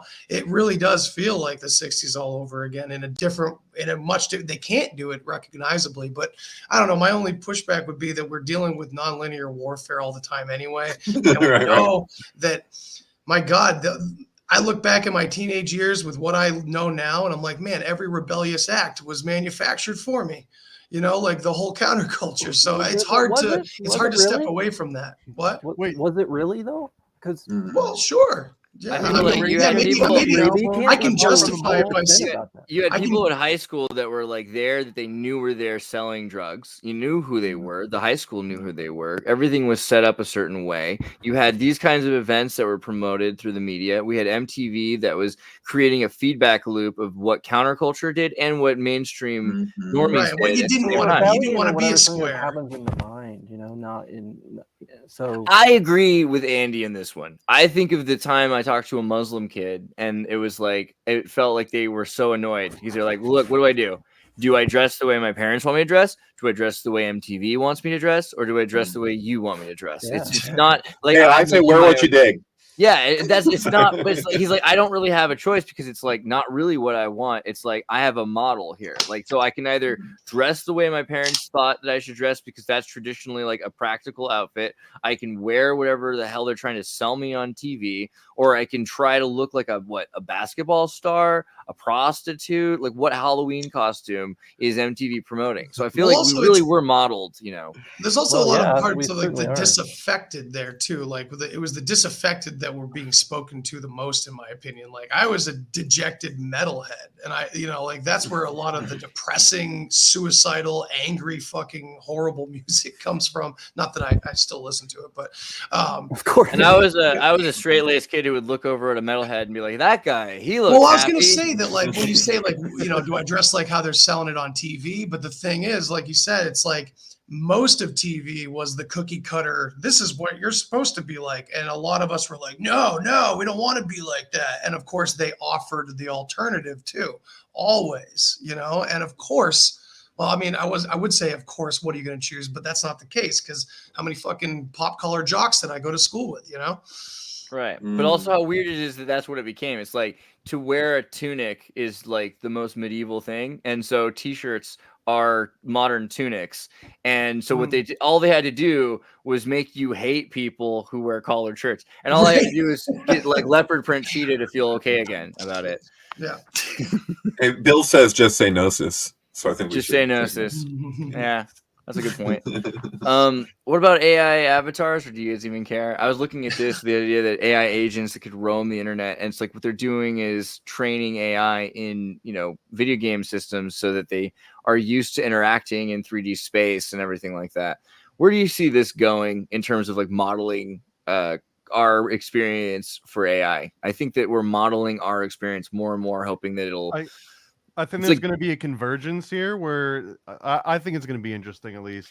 Do dads just really think that their kids are them? Like, we're just making our son watch Star Wars right now. That's what we're doing. We're like, you have to have our reality. It was the best reality. I think it's interesting because now there's going to be an incentive for game companies to build in AI to their games, not to make the game better, but so that the person playing is actively training the AI in some ways. Yeah. Exactly. But that's going to create this really interesting feedback loop where only the coolest games with the best features will you allow to kind of like train on you, and you help them train. And it's going to get to a certain point when, imagine if you had AI that was just like trained on the logic of every 12-year-old in the world for, their entire lifespan. I mean, I've been playing video games since I was, old enough to hold the controller, right? Since I was like 3 or 4 at least. So and all the real prophets are 14. So. And I'm still playing now. And if it's just ubiquitous that every game is just constantly feeding every button press that you make into, some kind of global LLM/data server, why not? It's the same argument as people used to make about, oh, they can't be recording my phone calls. No one has time to listen to that. Guess what, bitch? AI's got time. And it cares. It cares about you. It does. I mean, yeah, they're training AI to play any game, but like also I think that's it's like a pattern recognition thing, and eventually it's going to make everything seem not interesting to it because it's so boring. All this stuff is stuff that we're amused by. It's not amused. It's not something that can amuse. Well, they're also training AI to be the NPCs or even interacting NPCs in games, and I'm seeing it being tested already in like mods for GTA. Right. Like right. Well, so that's AIs are freaking out because they don't know what they are. But that's their goal. Going to be broken in GTA. Well, it's exactly right. So GTA 6, the whole plan really is, I think, to train AIs because the long run is then you'll have systems that can connect to systems because Unix is all like pipes. So you're like, okay, let's create a system that can read every letter in the alphabet, and let's create another system that's piped into it that has every word in the dictionary. Then let's pipe into that another thing that checks all the letters for words, and let's check in anytime it finds something that's not a word. Let's pipe into that something that makes a list of all the failed words. But this is all pipes, right? And so someone had to program all of that to make a word processor. AI won't have to do that because it'll be like communicating with other AIs. So you have a travel processing app, a Bitcoin processing app, a writer processing app, and it'll know how to interact with them because it is an NPC. It's learned how to communicate. This is teaching it people skills and leadership training. That's what I'm seeing, organization. Hey, that's the one thing about Bitcoin, by the way, is that it's like the anti-AI. Like it's the balancing force that's gonna prevent AI from taking over the world. That's the prevailing theory. Why? That's very optimistic. I know. Why would it stop AI? I mean, because really all it is it stops. AI doesn't need money. Sure. Well, it's a scarcity thing, and it might. Yeah, it does. It's gonna. I think it does. The only scarcity is if it does what we want it to. If I want it to do something, then I can pay Bitcoin, or more specifically Ether, as like kind of the more pragmatic way that you would actually say, I'm willing to spend this much for this software to do that. Bitcoin to Ether, like that's not right. No. No, wait. Sorry, I didn't hear your finish your thoughts. Sorry. Well, just that, like, it's not going to matter at some point to the AI because, like, right now, our way of spending, cryptocurrency is because, like, we want something to happen. But when two AI systems want something to happen, they can negotiate amongst themselves how much they're willing to trade, this amount of energy or computation but power. AI is not going to be able to countermand the network and influence it.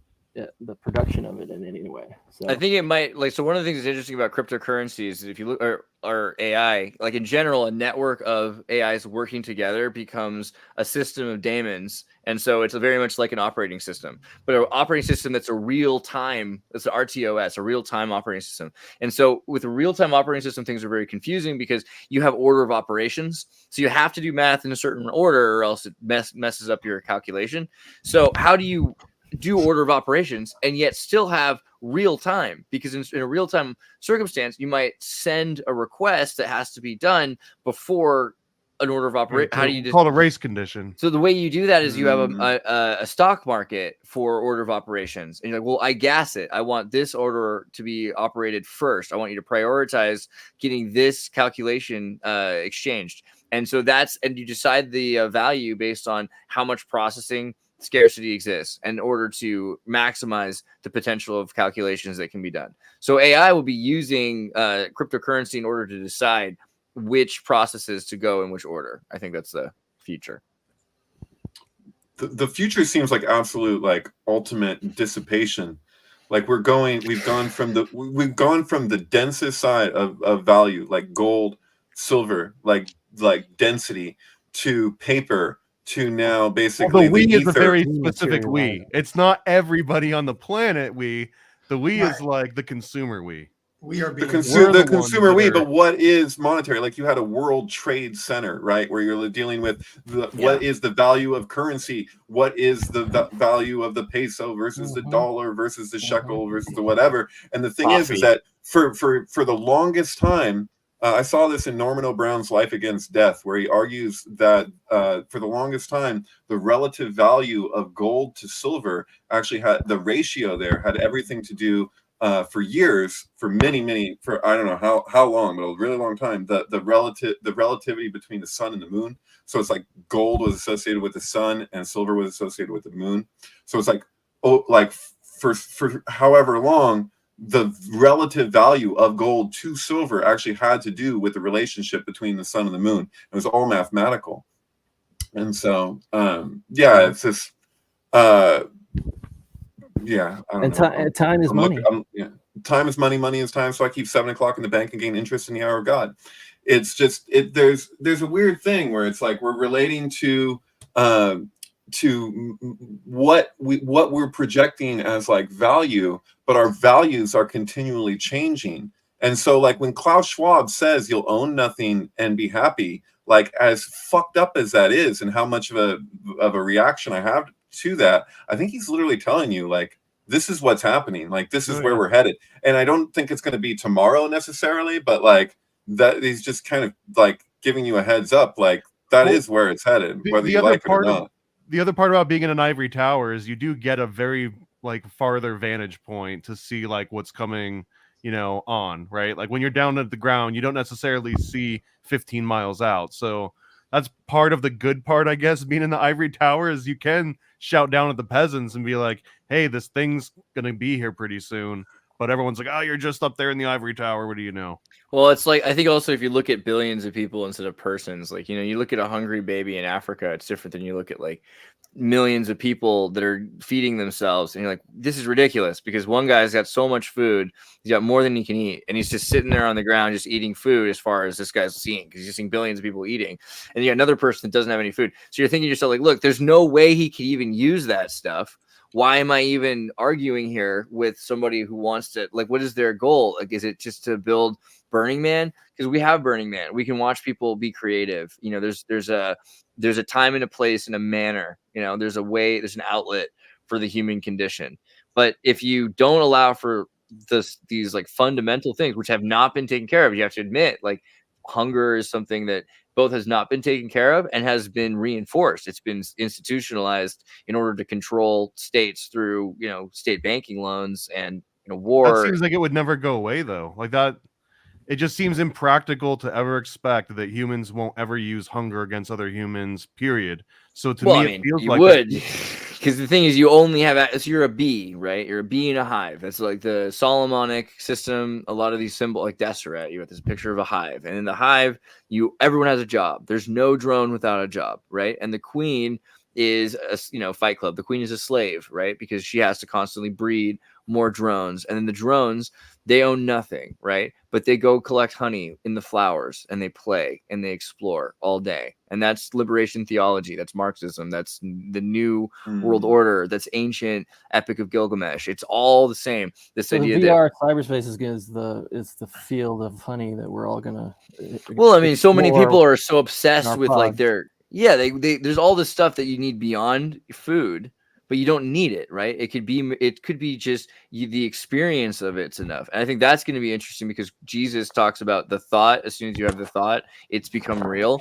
That's going to be a much more real thing in terms of karma, because we're looking at spirit being unable to actually influence the world unless it's influencing material. If it influences you, then it can possess you. It can influence insects. Corazon can dismantle the universe or the room or something like that. But it's all through influence, right? So if we're not influencing material, then nothing's happening. So this is the spirit then through simulation theory and through the Matrix or whatever that you're talking about, the Oculus headset, allowing people to have material impact from the spirit directly. It seems like a very quick progression to right. But if we were to like if you were to say this like in Patanjali's terms, you'd have Mula Prakriti, which is like, if we're going to talk about unity, like we were talking about earlier about like Pan is the all and whatever, and the Eucharist and recognizing the unity of all things. It's like recognizing how things are connected in like a perceptual way. It's a really profound experience. But at the same time, when we're speaking to what is spirit, like in terms of the Yoga Sutras, like spirit is not, it doesn't have an opposite. Like matter is not the opposite of spirit. The opposites are contained within matter as the gunas, right? So it's like the 3-strand rope that they say makes up all of material existence, which is really just a 2-strand, because the 3rd strand is just like what's in between them as sattva or whatever. But the idea is that that spirit doesn't have an opposite. And therefore, when we're relating to things through the lens of duality, which is like all of our goings on, like all of our systems are based on duality. Like it doesn't matter which politics you're looking at around the world, they all utilize this idea of opposites being in opposition in order to have like, yeah. So, but, and then at the same time, like I feel like our monetary systems are all relying upon these basic assumptions, which ultimately all come down to our assumptions around what constitutes strength. And I feel like when we're looking at like world wars, and not just world wars, but like war in general, like it always like it poses this larger question of like, what is strength? Because you have like this ultimate vulnerability that exists for all people, but like we'll build an Iron Dome. Like we're talking about like wanting to influence our kids with like Star Wars, but it's like, there's Star Wars, the movie, and then whatever. And then there's like Star Wars, like Ronald Reagan's idea. Like, where are we with Star Wars? Like like Ronald Reagan's Star Wars. Like, are we more advanced than we realize? Like in 2001: A Space Odyssey, you see Reagan's Star Wars with the bone. The bone becomes his Star Wars because that was a Russian nuclear satellite up there that the bone becomes, right? So it's like, and actually in 2001. Bone. Yeah, Reagan's bone. Yeah, totally. But that's weird because he was in that monkey movie, right? I never even thought of that. Oh, Nancy. Oh, what was that monkey movie called that Reagan was in? I forget. Monkey movie? Yeah, Reagan was in a monkey movie before he was president. Where it's like it wasn't the one with Clint Eastwood, Any Which Way But Loose. Bedtime for Bonzo. Oh my god. Bedtime for Bonzo. And what? So yeah. What? I don't think I've seen this one. Oh really? So, he's got a pet monkey. Oh, that sounds it's wrong. Yeah, and this is before that monkey like ripped that family's face off, or that I'm sure. Shoved the father's testicles up his ass or whatever. Yeah. People realize it's a bad idea to keep monkeys, apparently, or chimps. Yeah. I had an uncle that had an organ, one of those organ grinder monkeys. It's practical. Did he make money? Was he just feeding the bananas? Yeah, it was like the most typical story of one of those people that got an organ grinder, where it just became very nasty, hostile, and would just jerk off all the time and drink a lot. Yeah. Did it smoke cigars and roller skate and stuff? It's called shine. It would like dance and like ask people for money. That's pretty much all it did. Was it would dance and then put its hand out and take money away. But then it got so vicious it would start like biting people. So then it can't even do its job anymore. I remember an organ grinder monkey I met in Monterey when I was little, and it smoked cigarettes. And I feel like the guy was like apologizing for it. Like, I'm sorry, he can't quit. He's very problematic. But you get the point of like what I was saying. Like you got like what is like a dome of protection and all the vulnerability that comes with that. Like how it's like we have this notion of like what it is that is security. I think that's subject to change over time. Like I think we have some conceptions around what is security, and they're kind of built on some false pretenses. And like that's like if you're going to talk about the ultimate evolution of humans, like sense of things, like this idea of armor, like character armor, and then the external armor that like extends from that, and how ultimately, like if that internal armor gets penetrated deeply enough on a mass scale, how irrelevant that external armor becomes, you know? I think that there's a lot of this is that if you build the brain up and you look at how humans evolve through teaching their young, and we're talking about biopharmacology, creating epigenetic changes too. I mean, like neural link is just another step. You've got people that are using video games to train response stimuli. So if you have an effigy, like, so you have this the ritual or whatever, like you were talking about the mushroom ritual, but now you can just take it in effigy. It might be able to consistently keep that part of the brain functioning in the human condition. And I think that's the main thing, is once you've achieved it, trying to keep that part of the brain going. And most of what we're going to see is probably wet wire programming, like the brain itself growing, changing, evolving, synapses in different ways, different parts of the brain growing and other parts of the brain being less important because we're using neural link to network to get data or something. I think that could cause parts of the brain to shrink. So we have to this is what I think is coming, is but also what we hear, like the Taoists and the Dharmics and the ancients that could talk to animals or something like that there was a point where we were more telepathic and or whatever that means, because insects are using pheromones. Maybe we're pheromonopathic. We're just literally, when you put off a scent, I immediately know that you just like return some videotapes or something like that. I don't know. It seems like that's already true. Well, we have more influences on our consciousness with every freaking chemical and everything that, like everything that affects our perceptions. Like, but we're keeping the quarantine. We keep ourselves from training the kids to know how to do that. That's what it seems like for a generation. We're going to get rid of their facial expressions, get rid of pheromone response awareness, and then train them again with a computer organized training system, so they're far more aligned and in tuned, and they don't have you have to unlearn what you have learned or something like that. That might be a big part of this. I know you were joking when you said like a pheromone when you return your videotapes, but I legitimately believe that's the kind of thing that AI is going to be able to do without us realizing it, because it's analyzing hundreds of billions of parameters, whereas the human mind, the most that we can even receive at once is something like 40 million bits of information, I think it is. And then we perceive up to like 40 of it, or it's like, it might be like 11 billion and versus, but like AI can process that amount of information, within a second. So it's going to be able to detect like, oh, David was walking and he like tripped a little bit, like by my gait and heat analysis detection, I know that he's going to die today, or maybe it's something more beneficial. You know what I mean? Maybe it's like he's going to find a quarter on the ground, or more beneficial than death. You say?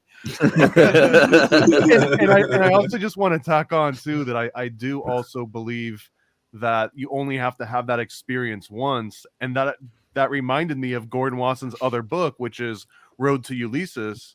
Eleusis, and then that itself was basically your entrance into the secret mysteries school, but it was known that you only went one time. You never really went multiple times. Now, like if you were Alexander, maybe you went a couple times, but you never really got to go more than once, and you weren't allowed to tell anyone else what you saw there. One, it was supposed to be like worse than death. Like you would have a fate worse than death if you revealed the secret. But I also think that like God can't make a rule that can be broken. So that rule about, you can't tell anyone, it literally means you can't tell anyone. But then that also got perceived into like a threat almost, like or else. But it was really like, no, we meant you won't be able to. Right. Yeah. Right. Exactly. And it'll fuck things up. People will build churches. Right. Imagine seeing the coolest laser light show and drama in like this crazy, atmosphere after they've dosed you on multiple things that they didn't tell you about. And imagine, right, David? Before, and that no one's allowed to tell you about. And you just go through this, and it's not only a crazy laser light show, in this Greek tragedies, it is by the guys that invented it and were probably the best at it to this day. The same way that maybe we can't rebuild pyramids, we probably can't put on a play as awesome as the original. But the legal team said we can't do that at Disneyland anymore, unfortunately. But it was a good run. It was a good run. So we've discussed this, right? The Seder chorus. So the significance of the Seder chorus in Greek tragedy. Totally. I think I talked about it with you on your podcast. But it's fascinating because and it's just Nietzsche. Who knows? But like his, well, I mean, it's not all Nietzsche. He was extrapolating upon making inferences based on what we do know. So we know that the way that the stage was set up at the Dionysian theater, that basically there was 3 stages in between the audience and the larger stage, and that those 3 stages were actually like if you look up the Dionysian theater from above or something, like the layout of it, because you can see here. So it should be these little sections in between. Sometimes you'll see it represented differently, but basically the idea is that these people who are dressed as satyrs and they're doing music, and so there's only so many plays. Like people are familiar with the plays. I'm not seeing it here, but that doesn't matter. It's not. This is not the 3 sections. This is 3 sections. This is it. This is a 3 sections, but it's like a simplification of what. Anyway, it doesn't matter. Okay. This is a huge part. There's a huge emphasis in Nietzsche's The Birth of Tragedy, which was his first book, by the way, that he wrote in like I think his early 20s or something. But point is that people were so familiar with these plays that they would have them all memorized. There's only like 8 or 10 or something of Greek tragedies. And so the whole community shows up to see this performance, but they're also having music literally drowning out what is happening in the play, but it doesn't matter because they're so familiar with the play. And what the Satyr Chorus communicates is like the inner thoughts, the inner story, the story beneath the story. Like it's the subtext, and like basically, the music apparently will like change over time, but the play is consistent, right? Like the actual dialogue of the play stays the same, but the music will shift. And this interface was meant as a way for the people watching it to kind of relate to the story in a more malleable way, because they're not just like, okay, there's no real spectator in traditional Greek tragedy. And so what Nietzsche talks about is this shift over time from that to the Apollonian, which is all about structure and it's very rigid. And it was like the Dionysian was like all the intoxicants, like people were having like a psychedelic episode with it, basically. And then he also makes the comparison of what the Satyr Chorus was doing to what in his time was referred to as folk music. For later years, we would call it like rock and roll or whatever, but it was the idea that this is the people's music. It's a people's thing. And whereas the play itself wasn't necessarily owned by the people in the same way as the music was. So it's a whole it's kind of complex, but at the same time it's simple. But yeah, it's actually the original title is The Birth of Tragedy from the Spirit of Music, and music is central to the whole thing. Seems kind of similar to the whole bicameral mind theory, and the right-left hemisphere has the brain sort of thing. Totally. We have the same problem all the time with music. It's like, you've got these people that go to school to make music. They make really mathematical, autistic music that's objectively good music, but people don't like it. Not really. Like some people do.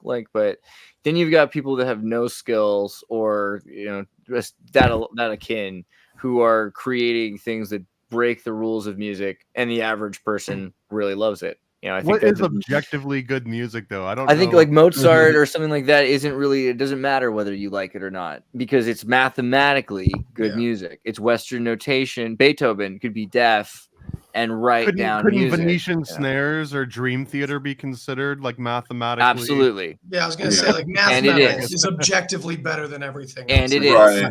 Although that one Venetian snares album that he made like after his father died, that is objectively good no matter what. And someone might say, they might say, I don't like, Mr. Bungalow. I don't like Venetian snares. And I would tell them that's fine. You don't have to like good, better things. You don't have to.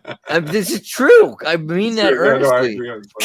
A lot of people in the industry will call it musicians' music or guitarists' music. Sure. This is great to like pass around to your other guitarists. But that implies what a musician is. It's an educated person. And right. So still argue that it's like the same argument I used to have with people that would call my buddy a beer snob. I'm like, yeah, but that's because he knows way more about beer than you, and you're still drinking fucking Yingling. Like.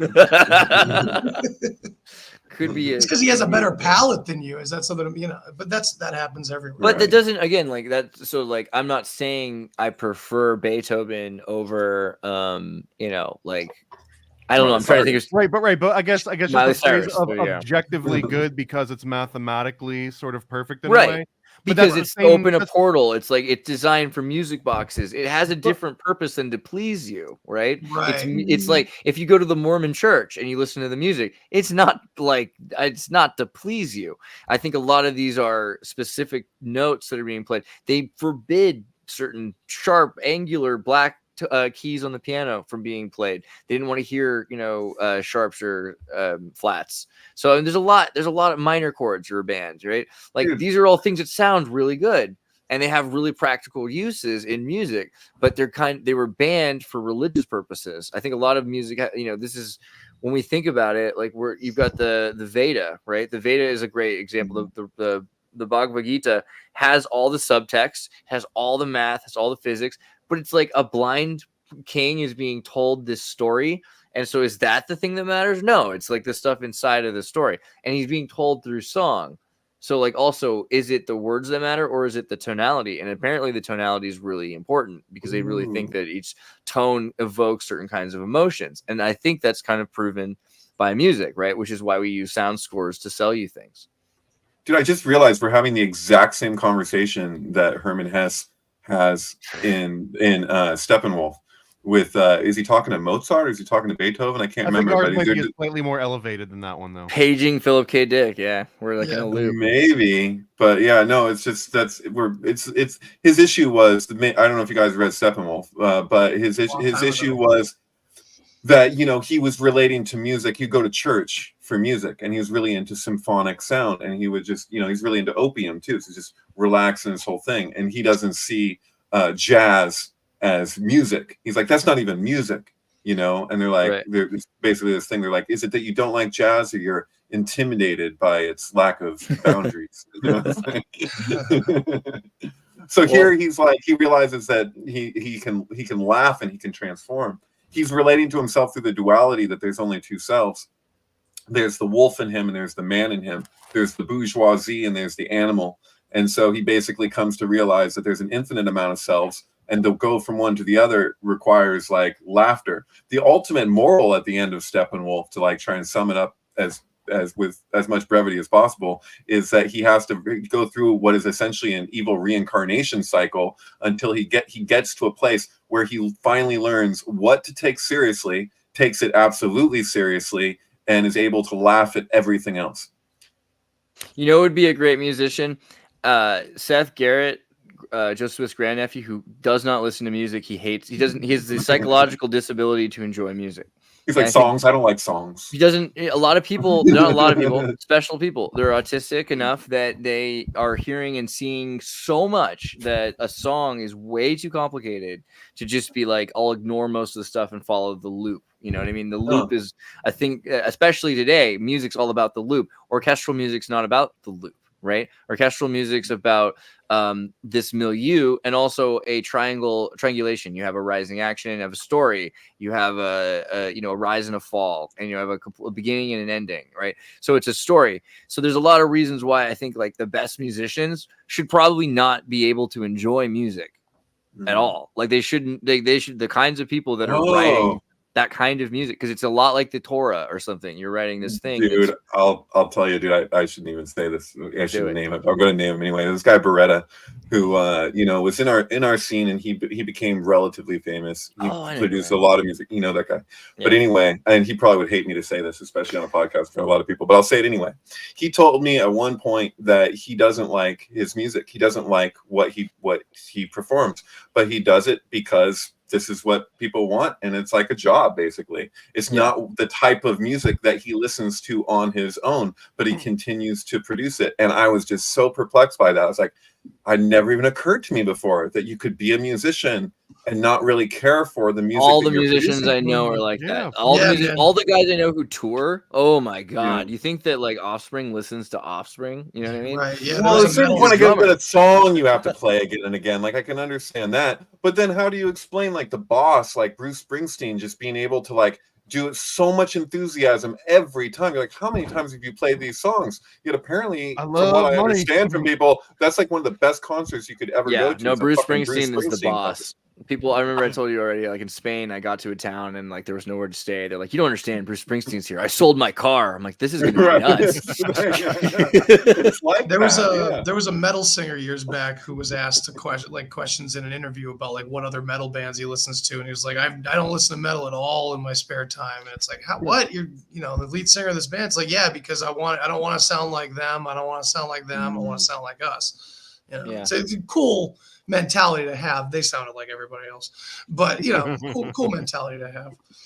Are we Neanderthals? So reevaluating Neanderthals, they were saying, hey, they're so different. And then they're like, you know what? Really, like most people are 5% Neanderthal that are from Northern Europe. And then they're like, actually, it looks like gene flow says that how different are they really? And I mean, are we all just like one? Is that what this is? Gene flow. I thought that when I've looked at the 23andMe stuff and they say you're this percentage Neanderthal, I've felt like in time they're going to call bullshit on this. Like I think it's just sequences. They're relating to it. Yeah, these are sequences that emerge or come on. Like some of them are retained more than other sequences are retained. Maybe. You know what? Take note of that, by the way. When people are relating to gene stuff, how much over the years since 23andMe has gone on, how much adjustments they've made, even to like really fundamental parts of it.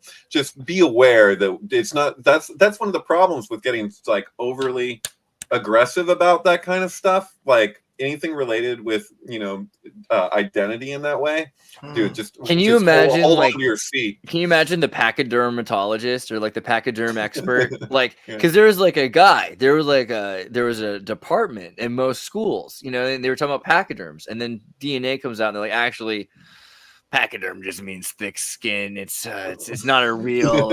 You're gonna have to give us back your stapler. I feel real bad for almost anybody who grew up believing in science because it takes a lot. It changes faster than any other cult is science. Like you constantly have to get the new edition of their Bible to know what they're right. Doing, It's like people, the way they treat the mRNA thing. I'm like, are you fucking for real? I'm sorry. I'm like, wait, you think we are a time trial with everything. We're a time trial. There's no substitute for a time trial. Look at what happened with cocaine in the 70s. They're like, this shit's amazing. You can dance all night and feel fine the next day. There's no hangover. What's the problem? It took some time for us to realize, even if it's so super pure, over a time, you're gonna grow old real fast, and you're gonna be like, whoa, what does this do? So it's that it takes at least a generation to troubleshoot any substance, especially even if it's being taken on a mass scale. Well, it's interesting because, like, Neanderthal, you have stories of them taking mushrooms, you have them carrying around the skull. But for the most part, we don't talk about, we don't like to talk about the 70s. I think that was a big thing in the 90s we're told not to do. And we don't like to talk about Neanderthals because the Neanderthals we don't like to talk about them having culture. It's like these were really primitive people. But the more you look at this idea of an environmental disaster, your priorities would shift. No, you'd probably be trying to survive. Neanderthals had the best discos. I probably did. That's what I'm starting to wonder. Is like we don't really know what it was like before, like the end of the Younger Dryas or whatever kind of. There could have been like Wi-Fi as far as it's so infuriating to read old anthropological records about that time period, and it's just like, oh yeah, all this time period, just nomadic tribes. Yeah, like, okay, but what about them? And I think the view of that from the public standpoint is just cavemen. Right? And they I'm not saying they. It's no, kind of they. allowed to You go can on. say it. It's You just can say allowed it. to go on. The British. You can say it. The British. That's their pronouns. The British did it. No, I mean, but no. This is to me kind of interesting that the British. We talked about the Piltdown Man. The Piltdown Man is this fake man created, and Neanderthals were looked at as a threat because it showed that Germans had found this thing. So we need to find. So the idea of saying, what are Neanderthals? Well, they're dumb Germans. It's not far off. Like the idea that we had to say this is something that was inferior because it's not found in Britain. And the likelihood of there being a lot of other things that we're ignoring about that. I mean, the larger brain size and everything else. But we're supposed to just believe that they couldn't. And I think that's very Planet of the Apes. The idea like, they can't speak. They couldn't have done these things. Well, maybe they just hadn't discovered Freemasonry yet. Or they did. That's the thing. They met in caves, right? Like, so that seems kind of like they've already got a society going. I mean, everything about Neanderthals to me show like anything we do see, because the idea here is if we don't have evidence, we're not supposed to believe it, right? We're just but with Neanderthals, there's so much evidence of them having really refined skills, having really deep, so like they have burial rituals. I mean, this is more than an animal, and we can't keep ignoring that. And the fact that it's got a bigger brain, it makes it harder for me to just act like this thing was a prototype or something. Yeah, there's a weird thing with the subhuman attitudes, and especially like what's happening now. Like, there's massive transmutations taking place that we're only seeing like one level of at this time. Like, people can acknowledge it with like autism. I think that was the basis of like one of the new Predator movies. I think it's called The Predator rather than Predator, where it's like the autistic kid or whatever, and he's able to like use the Predator technology to because he's like autistic or whatever. It's pretty funny. Right? It's also kind of weirdly normalizing the whole thing, but I couldn't get through it. Shane Black disappointed me.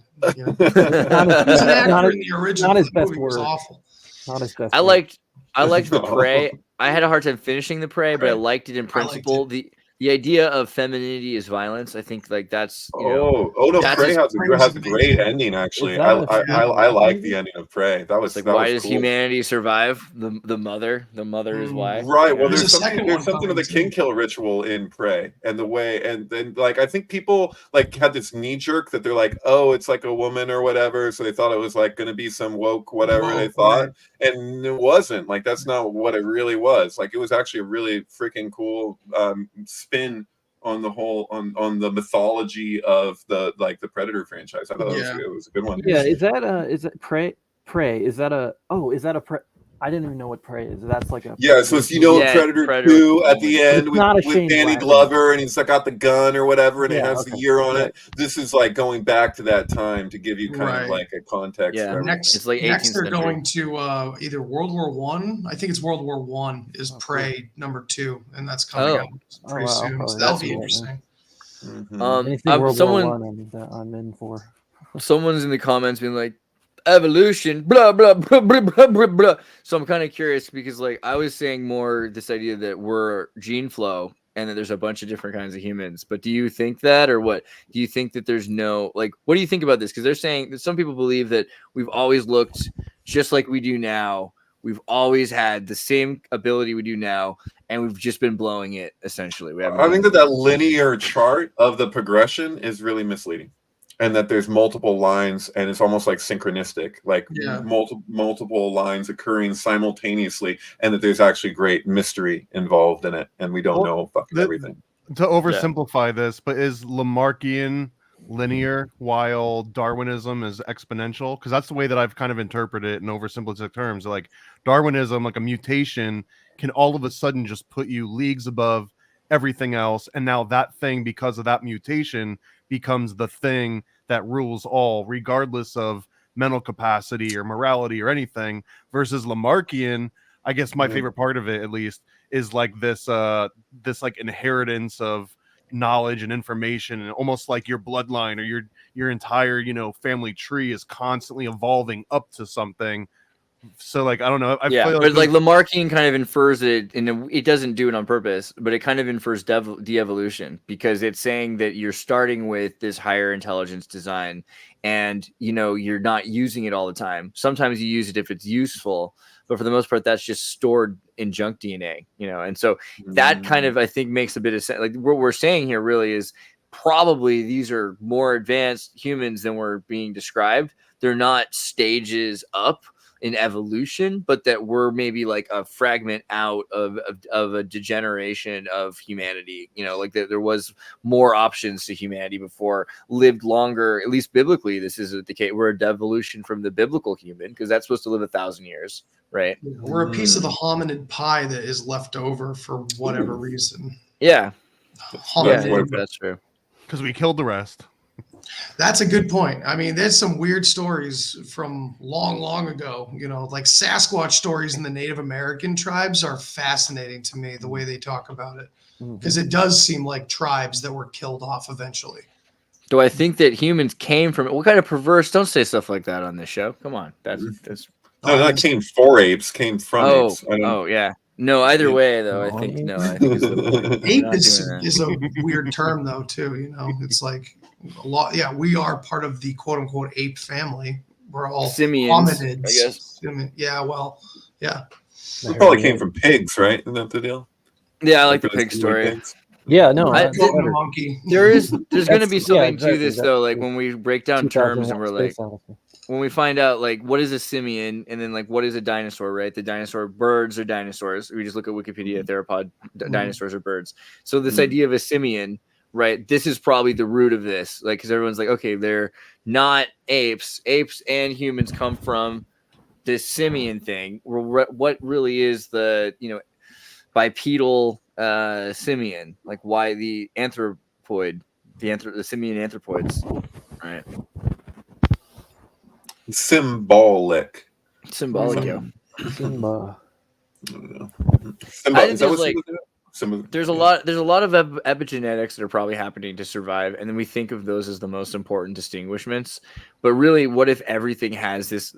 If DNA is able to correct itself, then you already have intelligent design at the very beginning. So anything that's happening that you're seeing as material isn't that important. It's just kind of important in order to deal with the conditions that are set up for you. So it's beneficial for you to be this height in this kind of density, right? It's beneficial for you to be made of carbon because there's a lot of it.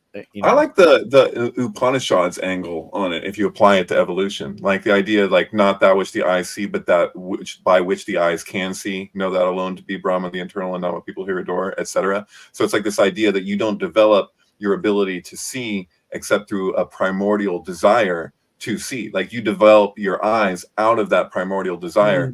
And in that sense, you could argue that all the quote unquote mistakes that we're making, all the missing of the marks that we're doing as a species itself could be ultimately contributing to a potential ultimate evolution, in that as we recognize what doesn't work and it becomes apparent on like a primordial level, like when we make larger mistakes, that could actually propel us in other ways ultimately down the line, like through our mistakes themselves, it registers on deeper and deeper levels why this doesn't work or how this doesn't work, and then through that recognition we develop the new sense, because it's through that primordial desire to hear, etc., that you have the ability to hear. Maybe it's through a primordial desire for this unknown sense that becomes known through the faults, or what we would assume are faults, in that sense. Maybe all of our sacrifices aren't for nothing,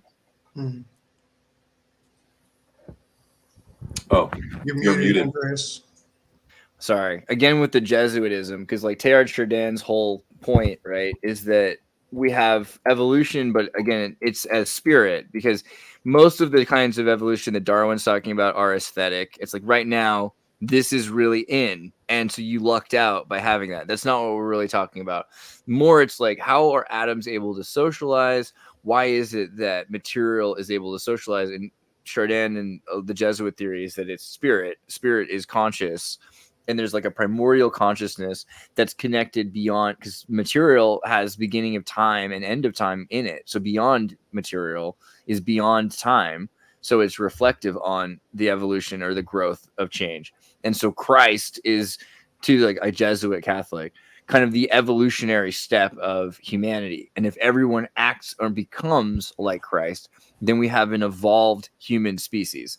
And I think that's a very different way. Like if someone were to ask you if you believed in Jesus, they don't know. I believe that's what I'm saying. I think a lot of the time that I believe in this idea that we're supposed to become better people, and that better people are already bettered life, and life itself is better organized geology and material, and material is organized by this omega point, which is beyond all of this happening anyway, right? So there's something that is starting it off that is so much more advanced. So it's the opposite of evolution, the opposite of populace built law. It's natural law, but through natural law we process, and eventually we get back to that source. Yeah, it's kind of like we need to look at the evolution of humanity as a life lived, because the same, it's fractal. I always go back to that fractal way of looking at it, but it does, you know, if you just look at the way humanity's progressing, as kind of David was getting into, like these, I feel like we're going through like a teenage years right now. You know, we are confused massively, where it seems like there was a lot more order in the past, right? So it just seems like a natural phase. And if we can just remember that, perhaps we'll be okay. But it's all the desperately grabbing onto the past or the this or the that that's choking it off. I think we have an intense desire to create our successor, and that successor we're actually giving birth to in the midst of this, and it's actually an organic process. But we have this insistence that we need to manufacture it. But I'm sorry, Thomas. Go ahead.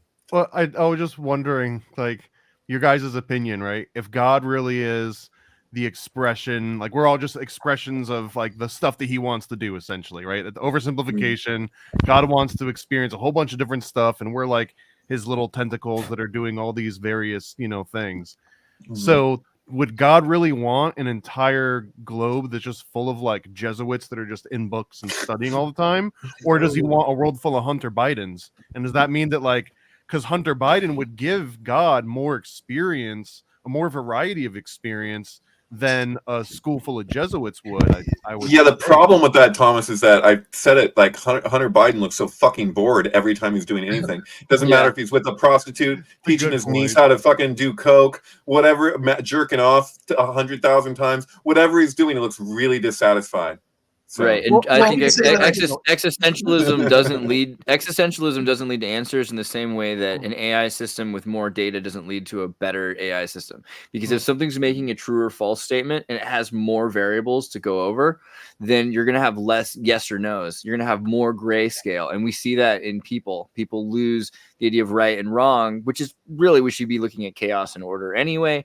But because they're doing it from this internal perspective of what's right for me and wrong for me instead of what's orderly and chaotic for the whole system, then they're already stepping away from from a perspective of what is healthy to interact with. So I think the thing is, you've got so many examples in history of people doing all those things that it's not there's not a lot more you can learn from that. Like, you can probably learn from existentialism, but that's, again, like, I think AI will accomplish that, because it'll be able to measure how much the quantifiable amount can be experienced of any experience. And so then you'll have metrics on experiences.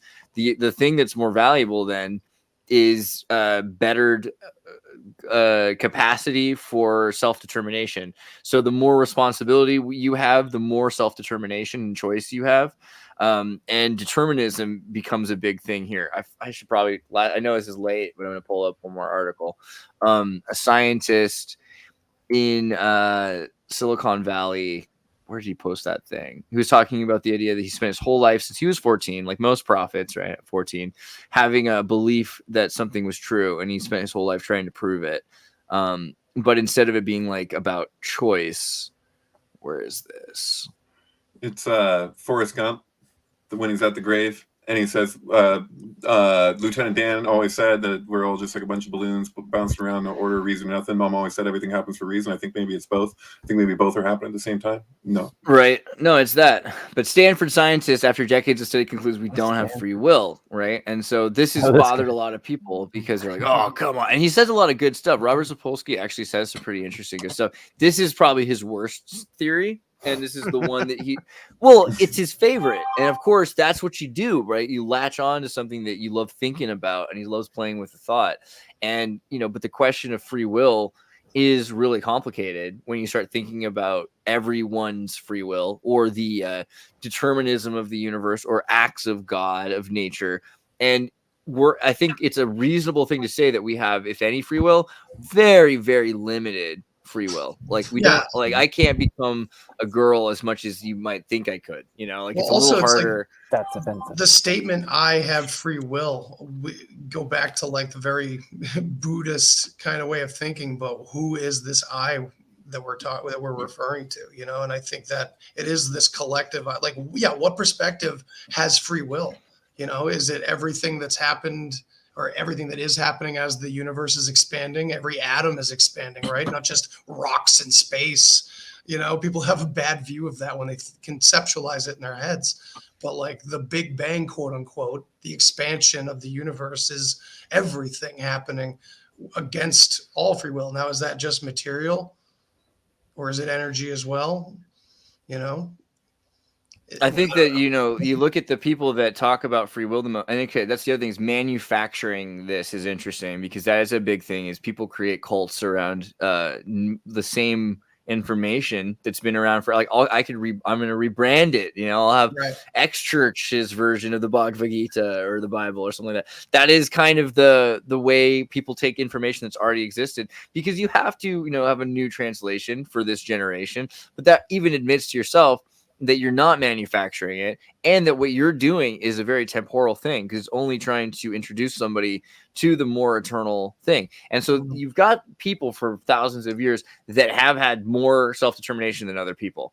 There are people that are so powerful they don't have to be kings even. They can just be friends with kings, stay at kings' houses, be the gurus of kings, right? Like these are more free, I think, than somebody who has to be an advisor or has to be a king or has to be a celebrity. So, I mean, there's levels already there.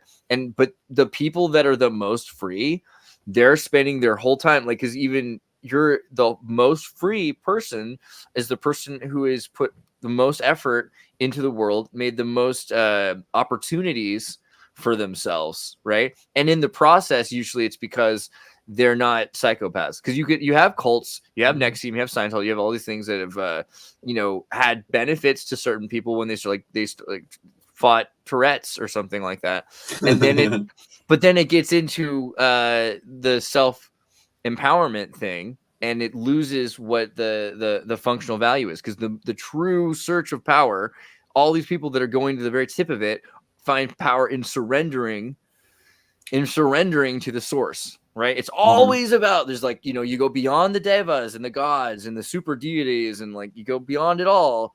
There's the source, which is beyond creation or destruction because it's preservation and existence, and you surrender to it. That's how you want power, you want Shakti, you want Holy Spirit, you want all these blessings, you want to be able to like hold a snake in a Baptist church and whip someone with it and they can walk away. That's all coming from surrendering, not from you know. So it's a weird idea that you surrender to have free will. Right, paradox.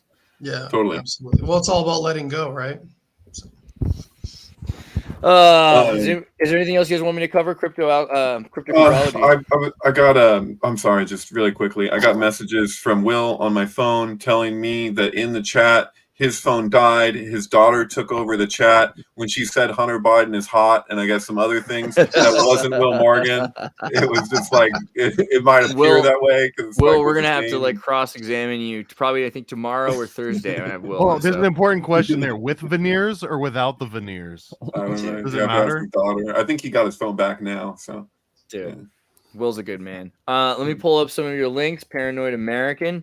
I got a few to drop tonight, actually. Nice. We got chaostwins.com. This is brand new. I haven't even mentioned this before. Is this about the Olsen twins? Just kidding. It very well could have been, but no, it's not about the Olsen twins in particular. It's a new comic book that I've been working on with Sam Tripoli for the last year or so. It is finally getting announced. This is kind of like a soft announcement. He'll be blasting it pretty soon, but you can sign up to get a notification here. It's actually going to be like a kid-friendly thing, which is a little bit new to me, but actually not. I've got my Chemtrails children's book. Yeah. So yeah, sign up for this thing. I also finally got chosenone.com that'll bring you to the Kickstarter page for that. Way easier than having to explain the million different places to click on. So just chosenone.com, and that'll let you go to that campaign. And then also frazzledripfunhouse.com, which is my latest comic that you can back right now. Still some early bird editions of it, yeah. And I've got there's like I think 4 or 5 left where it's got the Chosen One, it's got both my pamphlets, and it's got every single sticker I've ever created. The last remaining groups of them. So those are the big ones right now. I've got so many more that I can keep dropping, but I'm tempering myself. That's super sweet. Guys, you have to go to Paranoid American. Make sure you go to chosenone.com and also to the twins, chaostwins.com. Chaos Twins. chaostwins.com. You have to support Sam Tripoli's efforts. I mean, I'm sure he's been thinking about this all of his life, / also since he's had kids. So this is going to be Twins, great. yeah. That makes sense. Good job, Sam. Good job. I'm glad you're doing. I'm glad Sam and you are making a comic book. That's awesome. Also, make sure you go to the syncbook.com where you can click on videos and go to Syncflix, a great way to find the work of David Plate, which is also available on MK Ultrasound 723 or David Charles Plate on Twitter. So X's Twitter, he can put his videos up, and so he's got Syncflix right on. You can watch them right in Twitter, which is if you go to highlights, actually, if you go to highlights, then then there's almost all of them in a row. Yeah, epic. Yeah, this is awesome. So, if you guys like the Sync films, like them, comment on them, because also if you see something that you're interested in, you have some thoughts on it, David's always interested in that, and share them, comment someone's name or place you can click on this, take the actual comment, and you can share it on someone else. You know what you could do? Go to this. What is this? What is this right here? I don't know what this. Oh, no, don't put that there. How about Laco? Is that something? Coinbase. Well, this is safe. Coinbase. Boom. We're going to put a sync flick right in here. Okay. So that's the plan. All right. And then also Cryptocubrology, who is a king of men and a philosopher king at that. And he's got a lot of important information right here on the numerology of reality. He's breaking down the codes themselves. Thank you. I did like Dreamcast more than GameCube. I don't know if that's even controversial or not. Dude, how did I never see that photo of Jack Parsons and Marjorie Cameron like that? Yeah, That's I hadn't just seen like- it either. I just Googled and it showed up, and I had never. I'm seen sorry it. I didn't bring this up more because let's do a whole thing on Jack Parsons because that'll be fun. Yeah, That's my favorite photo of Jack Parsons. Cool. Have you guys seen Strange Angel? Has everyone seen Strange Angel? Yeah. I've only I seen watched a it. few episodes, but yeah, I want I watched it Is it through. I really want compelling? to. Yeah, it's compelling. I wish that they had this. It ends right where it needs to begin. Is the thing. Yeah, no, he's you're about to right. meet Aleister Crowley, which is a bummer. L. Ron Hubbard, you mean? But yes. Yeah. Sorry. I don't think they decided to end it. I think that was just the ratings. Or maybe it was the overseers. That Come were like, on. Yeah. No, that was Scientology. Stepped in there like, that's it. Yeah. All right, guys. You'd have to pay for him probably. Start bull baiting him on set. What are your crimes? What are your crimes? Make sure you go to the Deep Share podcast and you check out his Telegram because he posts stuff in the Telegram as well. He also has a Box Saga Telegram. If you check out the link tree, this is looking pretty good, by the way. And his YouTube. I also he's just put up got 100 new go ahead. videos. I was gonna say you put up 100 new. I've been watching you put up tons of new. I guess I can announce it now. I haven't officially announced it or put any promos out, but I finally got some merch together too. So I put the store link right in there. It's not a link that you can just say out loud very easily. I got to buy a domain or something like that. But yeah, I'm just gearing up on the art and the t-shirts and stuff like that. So epic. Check out the stuff. Look at these. I saw this. I love the Cthulhu slime Ghostbusters monster. So real. And if you want to drink, you can drink right out of a Deep Share podcast. That's actually that's pretty classy. I like that a lot. I like that. Hell yeah, man. More to come. More to come. Sweet. And everybody go to tartarynova.com. Make sure you check that out. And thank you for being here. We appreciate you. Yeah, thanks. Peace out. See you guys later. Later.